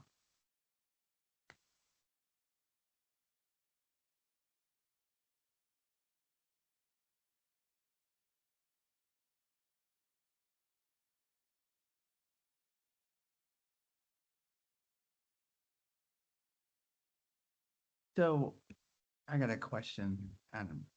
It says in here, we've got 45 hours of clinical instruction.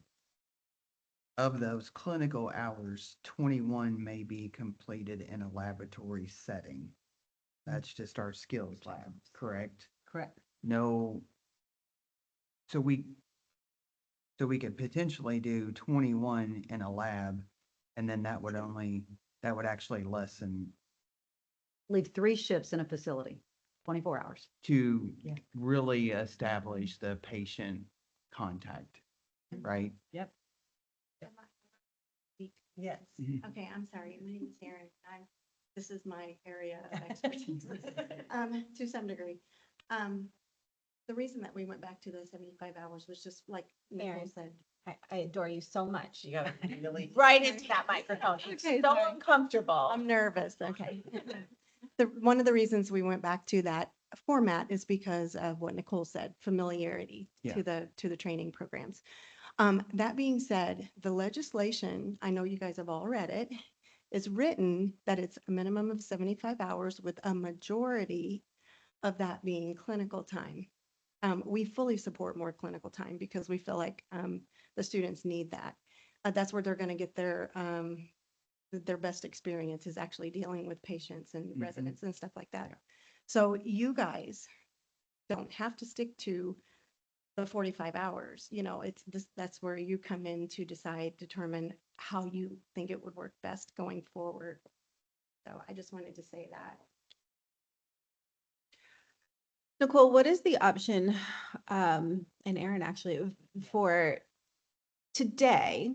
If our friends here said they would like to continue, like, to say the recommendation, or not the recommendation, the guidance that IDOH has been giving up until the formation of the commission, right, up until today, is going to continue to be the guidance while they study the issue and come up with an ultimate decision.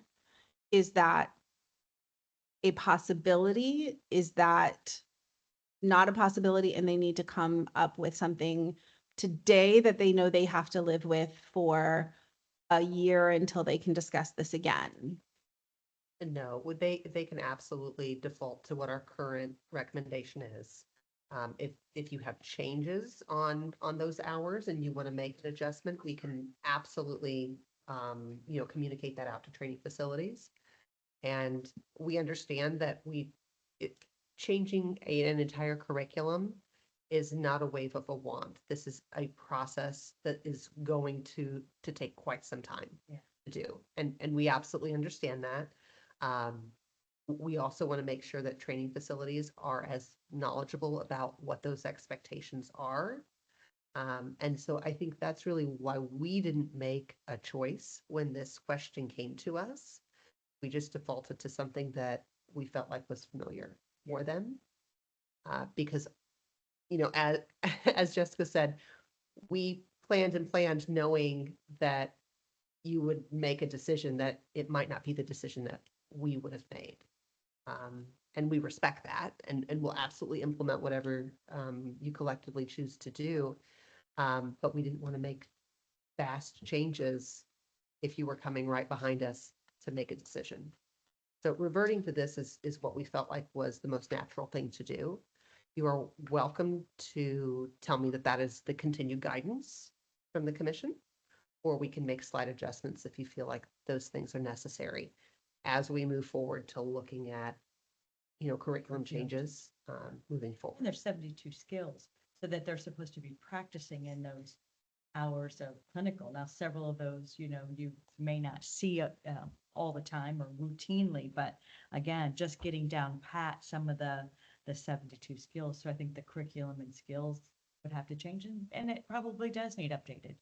I'm not going to deny that it does need updated, but I think for what we teach and the curriculum currently, to do it well and feel like your students, again, we have students with IEPs and, a wide range of students that sometimes you want to give them a little more. And you keep them a little longer and they need clinical a little longer. And I think to put it down to just the 75 and mandate, it's hard. It's hard. And my instructors are saying that. And I've encouraged them to continue to do the 105 on with what they feel like they need.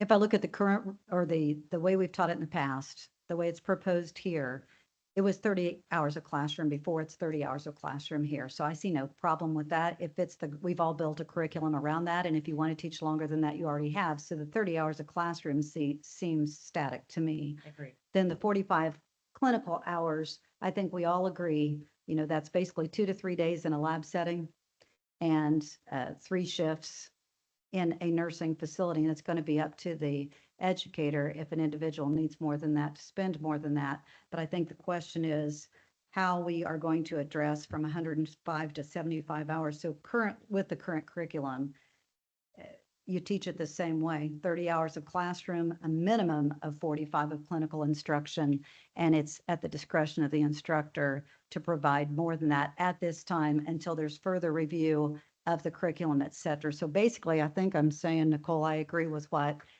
the Department of Health has been saying at this point until we've had time to further research it. And make changes if needed. To Because get at it this, done in a shorter amount of time. at this, Take things out, like you said. well, it's 30 hours and 30 hours. The classroom is the same, the curriculum is the same. And all along, if instructors wanted to spend more than 30 hours, they've spent more than 30 hours in the curriculum. If it takes you, a lot of people teach it in 5 days, not 4. True.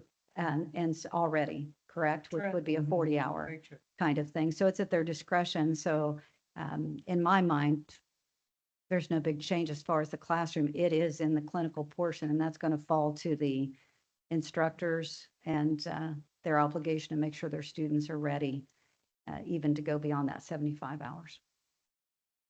So you need a motion, don't you?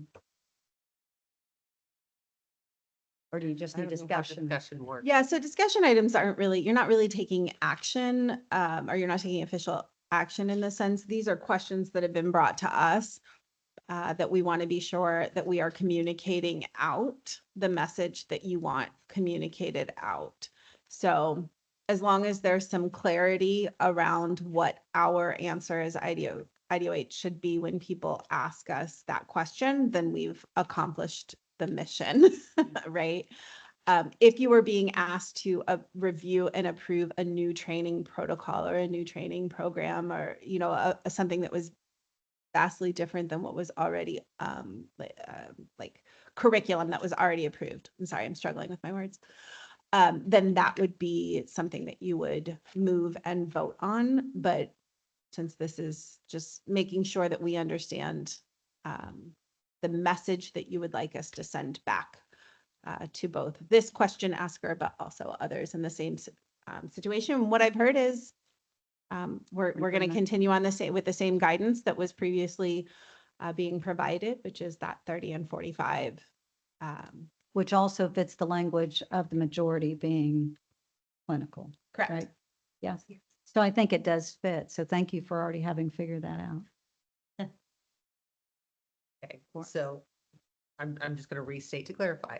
The response will be the same one that is the written response from IDOH, with an emphasis on the obligation to ensure that their students are ready and prepared, and they should be extending clinical time if there is a need to with an identified student.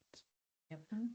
Additionally, there is some desire to look at the curriculum moving forward with the understanding that this will be a process. I think we'll be able to track the results of competency scores in testing to know whether or not this is going to have an effect on our programs, and also on how the curriculum should be tweaked accordingly based on the task force, which I'll just say on the record, I'd like for that to be part of this commission that we look closely at. That was actually going to be an off-topic discussion item with the chairman of an IDOH report. What information would you guys like to see Excellent. during that? But we will absolutely include some pass rate information for you moving forward, implementing kind of the change to the 75 hours. Thank you. Okay. Is there anything else on this topic before we move to the next discussion item?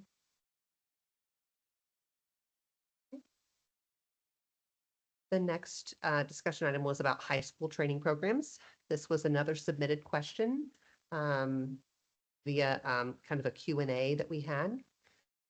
It falls a little bit to the last question that we just answered, but it does have some uniqueness with it being a high school program. It says for CNA training programs in high schools that begin in August but finish after the new rule takes effect, It appears that training requirements are dropping from 105 to 75. Will we receive more information regarding the breakdown of classroom lessons, clinical skills, and training? Which I believe we've already answered. And the second question is, will students need to complete 16 on-site clinical hours or 32? And then we have the same sort of question on letter C, which was, are there plans to change the CNA curriculum and certification exams, which I feel like we've already answered as well. So I think the gist of that is, will students need to complete 16 on-site clinical hours or 32?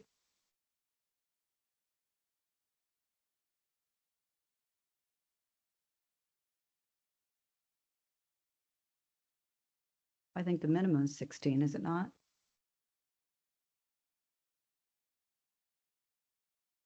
And the way we calculated it was 21 in a laboratory setting and a minimum of 24 hands-on. What am I missing? Anything?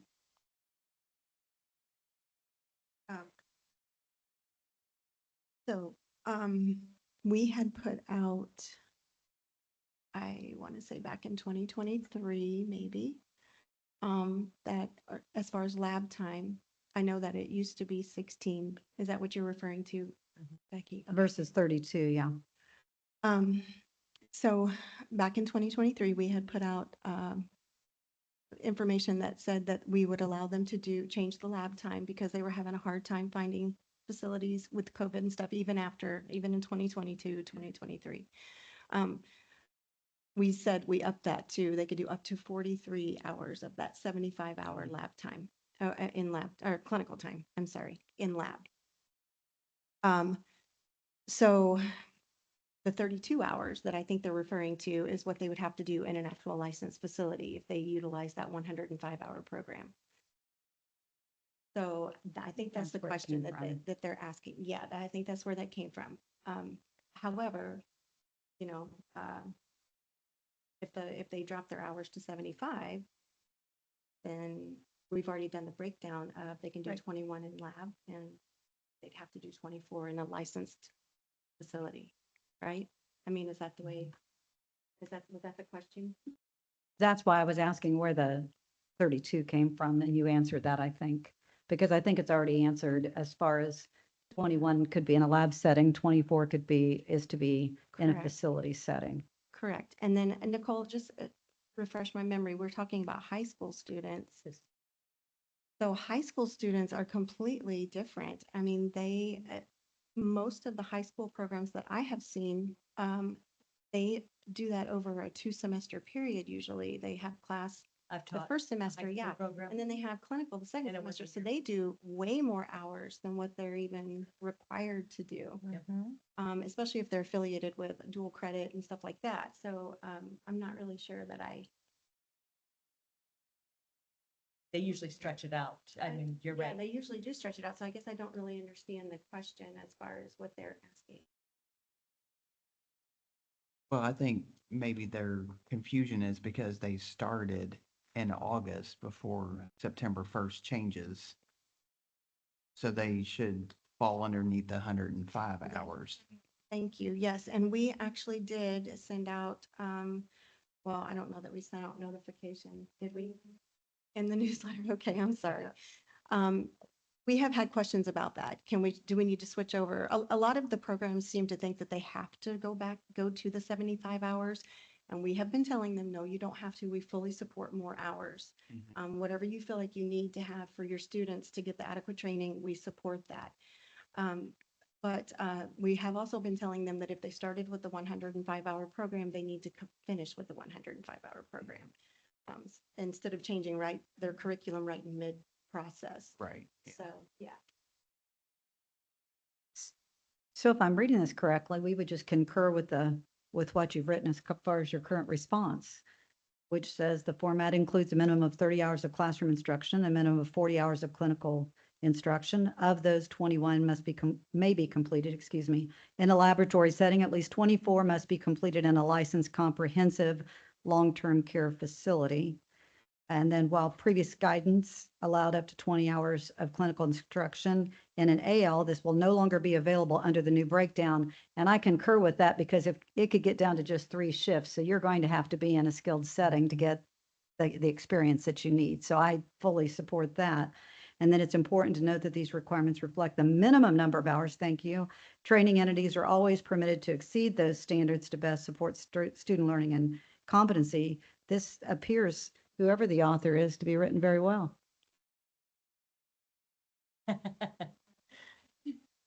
So my suggestion would be we stand with this actual language. I agree. I agree. And I'll give kudos where kudos are due. This is Aaron's writing. Thank you. So just to clarify, the response will be those 3 paragraphs. After the effective September 1, it'll be this format includes blah, I'm not going to read the whole thing over to you. Well, previous guidelines, and then it's important to note those 3 paragraphs will be reiterated as the answer to this question. Is there anything else about the high school training program question that we need to answer? Okay. The next topic is about attempts at testing. This came during the preparation for implementation for 473. It came via Ivy Tech Community College. They were working through their protocol, and we have a wonderful staff member there who she asked some great questions. And this was one of those great questions that we hadn't really thought through yet. And we think that it honestly needs to probably be decided upon by the commission. And it is about the 4 attempts within 2 years. And if that student chooses to retrain after some testing attempts, will they be permitted 4 new attempts? Or is it a 2-year period, 4 attempts only? And we have not addressed this question, an answer to this question. So we're looking for some clarity on how Ivy Tech is to be evaluating the number of test opportunities. And they there's a have. CNA and QMA, correct? Yes.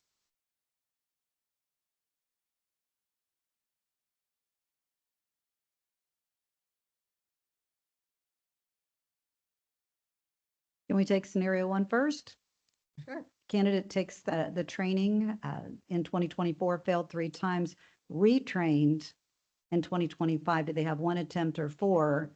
My common sense would lead me toward if you have been retrained, the slate should start again. But I'm open to discussion on that. If I took the time to retrain and start over, should I get 4 more attempts to pass? Well, I would question, what's that retraining look like? Right. Oh, I assumed it was the whole course over again, whatever that was. Is that what you guys assumed Yes. with that? Okay. It was the whole course again, not like remediation or, It doesn't say remediation, so I assumed it was retrained.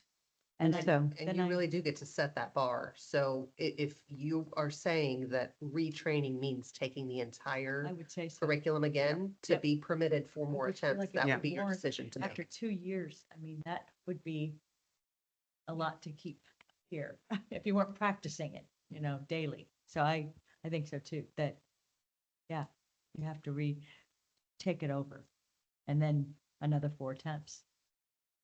Does everybody agree with that? Seems a lot of attempts, but I do agree.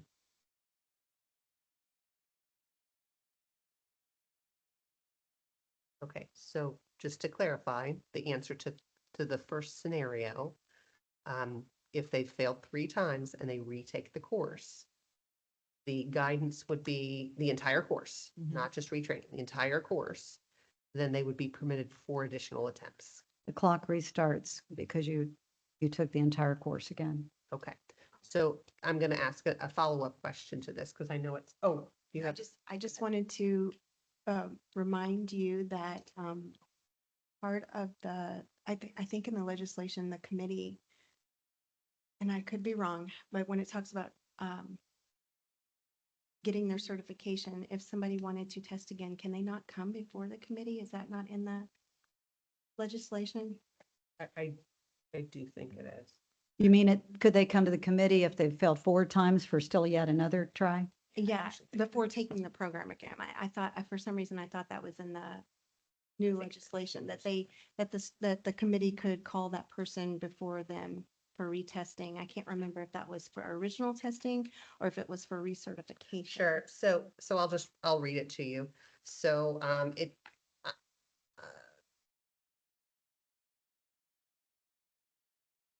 not more than 4 times during a 2-year period. If an individual does not pass the examination after 4 attempts in a 2-year period, the applicant must personally appear before the commission before reapplying for certification. That happens to be under the QMA. I'll look and make sure the language is the same underneath the CNA while you guys discuss. Good. Can I ask, will there be remediation after each of the 4, the 3, I guess, initially? Remediation, we do 6 hours with the QMAs and will there be any requirement for remediation? As far as I know, that is still in place for QMA. We don't have remediation for CNA. But again, you guys are here to look at all of that stuff and determine, the changes that you feel need to be made.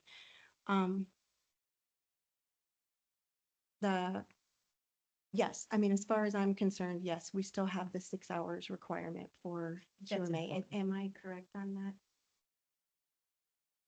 Okay, The language under CNA is the same as QMA. So the reason this came up too, if I understand the question, it's a really big change. We get a lot of candidates who test 2 or 3 times and then retrain.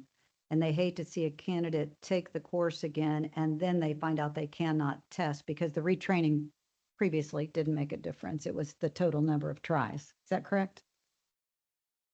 Is that what I mean, that seems to, that's what this Sounds like that. implies. It was a total of 3 test attempts. it was a Sorry. total of 3 test attempts, and then they would have had to, for CNA, they would have had to retake the course. And then they would just test again and test again.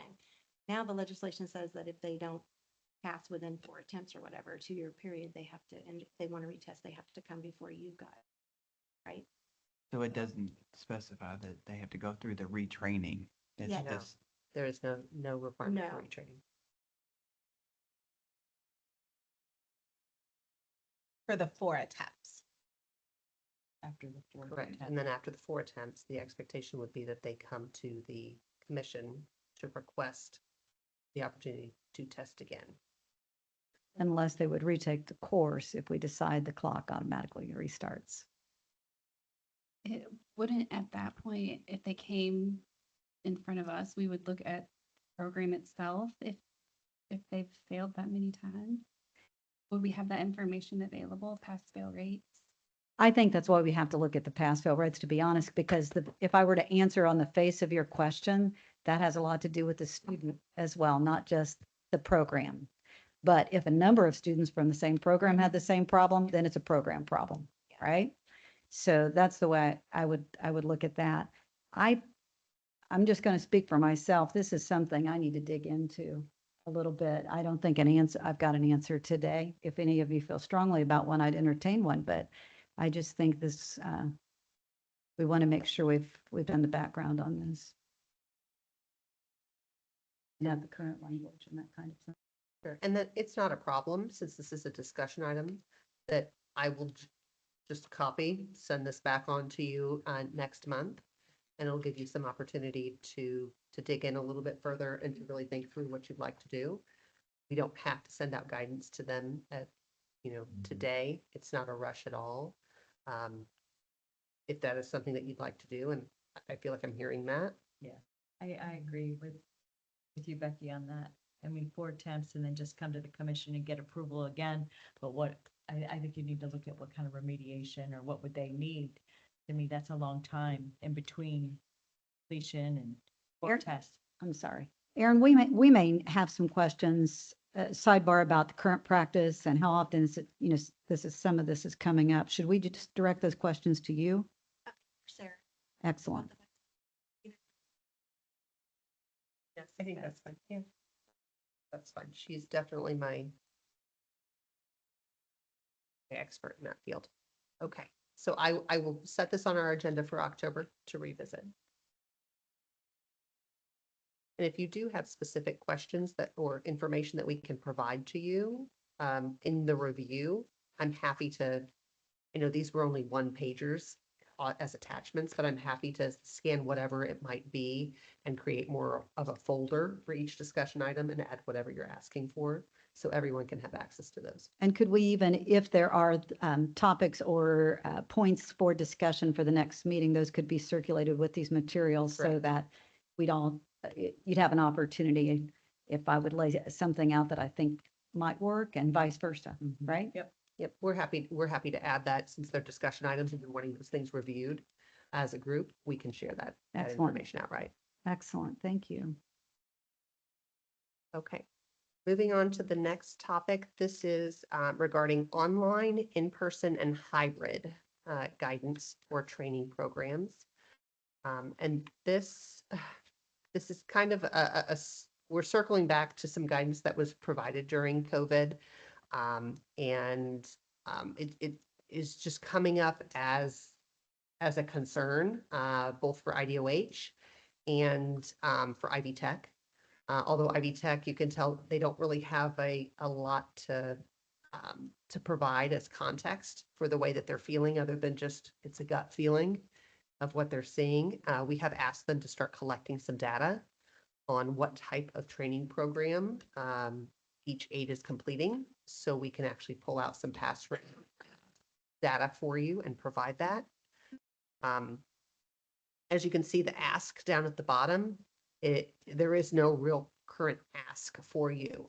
We want to make you aware of this as something that we see as a clarification item and something that we are, again, continuing to see come up as a discussion that we do not have guidance on. So I will open it for discussion for you, but like I said, again, I don't expect, and IDOH does not expect a determination on this particular matter. Well, I'm going to open up and say in this particular matter, I think it's important to look at testing statistics. And I'm going to lean heavy on that from here forward, both in classroom or the written test, and then also in the competency testing. And because then we can backtrack to whether or not it was an online program, hybrid program, classroom. And I'm going to tell you from teaching both that my preference is always in person, right? I see you, I hear you, I can understand. It's always going to be that. But many of us have gone either to online or hybrid simply because of the world we live in. And I hate to say it that way, but that's the way it's been. So to say that it needs to be evaluated, changed, any other guidance given, I would rely heavily on the outcomes and find out what our outcomes have been. And then go from there. So I'm glad I earmarked this as a discussion going forward. Is that correct? Yes, that's exactly what it's earmarked as. And if there is something that as you start to brainstorm and think through this, that you would want from us, you want us to collect certain data or to start to create something to bring to you that would give you some kind of an outline. We know this might not be a decision in 3 months or 6 months. It might be a year's worth of data that we're collecting on this for you to really kind of delve into it. We want to make sure we're getting the right information for you so you can make an informed decision. I personally would like to put in a request for the pass-fail rates, both in written, competence, by area throughout the state. And I believe we've got the programs and their pass rates already. That's already published. But I would like to go further and see and break it down into skills versus written testing, so that we know kind of where the breakdown. And I'm just going to be transparent with it, with saying that, the skills is the performance. And I want to drill down into that, whether or not the performance is affected based on the setting the person's in, right? Whether there's some tester concerns in regard to tester bias, those kinds of things. And I don't think that we have, and it's to nobody's fault at all, but I don't think we've done that in the past. And I think we can do the Hoosiers, our residents, a better service if we look at that. Agree. whatever ask that is, if I need to put that in No, a specific. No, I've taken notes on what you're requesting. If there is something that comes up, you're welcome to shoot me an email and just tell me what data you're wanting us to collect. And we'll work with Ivy Tech to make sure that, they're giving us what we need to be able to drill down Excellent. requiring. Okay, is there anything else about online, in-person, hybrid? Last one for today, is the psych attendant pathway. This again came up during the preparation for the implementation of 473. We recognize that the pathway for the psych attendant, as it was traditionally written, had been removed, and the psych attendant was looped into the EMT pathway. Knowing that the psych attendant equates, putting them with the EMT equates the psych attendant to someone who has previous medical education and experience, and someone who is already licensed or certified. The other people who are in the EMT pathway include a paramedic, and other healthcare, professionals and practitioners that are classified under a certain code. The psych attendant is simply a job title. There's no requirement that individual be certified or licensed to be considered a psych attendant. Equating them, IDOH realized that equating them in that particular pathway removes the requirement for them to take any type of QMA training. They are simply required to apply and test, and of course pass. So that's a concern for us. We have 4 programs that are affected by this. They are all state hospitals. So we don't necessarily have a current ask for you, but we do need to figure out how this pathway will be looked at moving forward, and how these psych hospitals who are training these psych attendant QMAs will be looked at moving forward. You guys have any discussion on that?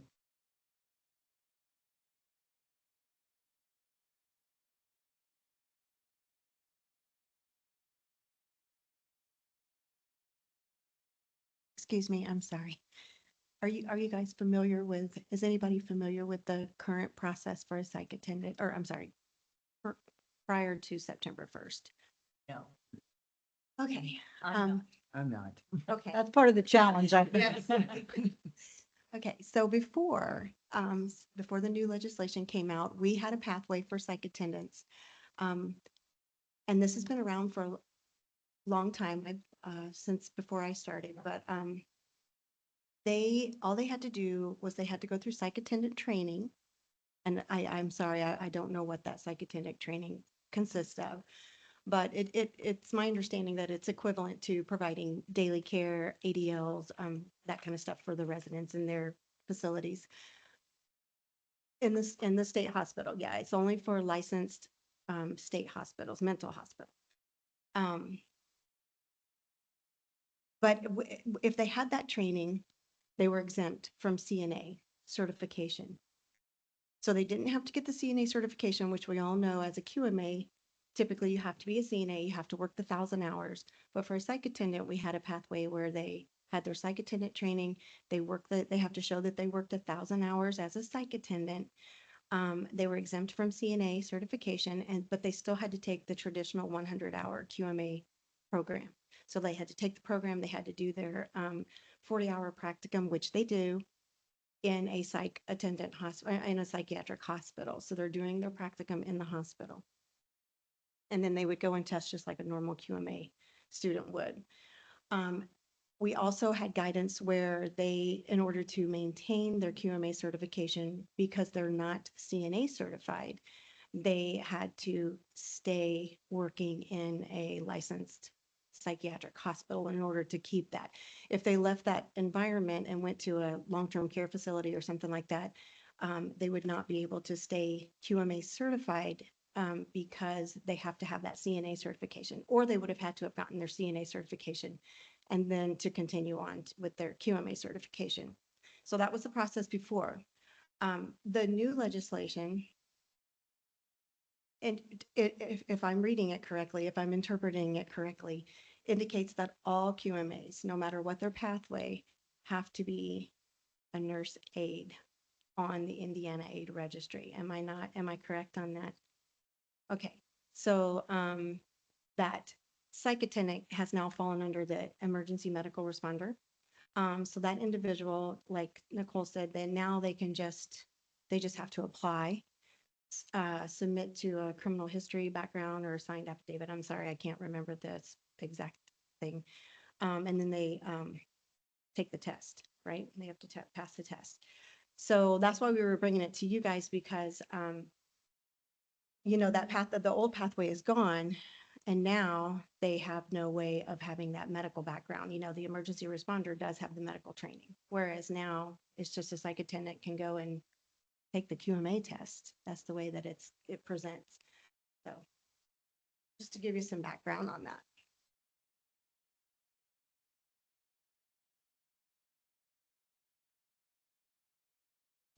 But again, there's nothing to do. That is just the state. That's just the state of affairs currently. Was that an unintended consequence that wasn't foreseen? I can't speak to legislative intent or what anybody was thinking or what was trying to be accomplished or potentially, missed. Obviously, as a commission, you would have the ability to consider this. And if it's something that you think needs a legislative fix, right, there's a process for that and a way to make that recommendation and discuss through that. So you will have options to be heard if you think if you don't inartfully don't like the way it is. But just did want to bring this up to you so that you are aware, and to the extent that you have opinions about it, that you can kind of think about what those opinions are, and if you foresee a problem or a gap that needs to be fixed, then we start talking about, okay, well, how would we fix that gap? What is the gap? What needs to be fixed? What needs to be looked at? But this is the current state of affairs in the law. I feel like you're bringing them down, Nicole. You're going to end this meeting on a real heavy note. So Homework. It is homework. It will be brought back to you at some point if you, again, have clarification needs. We're happy to create maybe a discussion folder on our SharePoint where we can drop some things that are tabled for future needs that can be there for reference and for research when you start to think about that. And then they don't go away. They go to this folder. And when they're ready to be brought back to us, I could just drag and drop right into our agenda with all of the asks that you've had over the months as reference. Is there any other further business? That's all that I have on the agenda for today.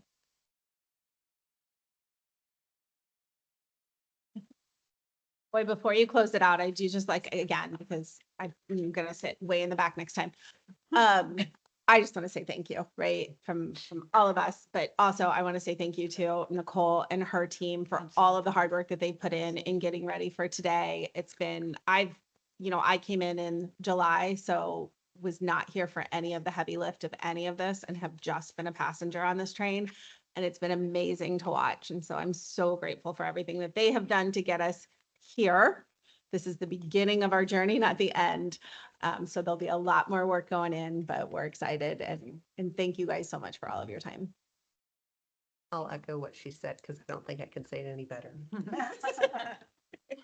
Do I have a motion for adjournment for today? Motion to adjourn. In a second. I'll second. I have Motion and a second to adjourn. All those in favor say aye. Aye. The meeting has been adjourned. Thank you. Internal history?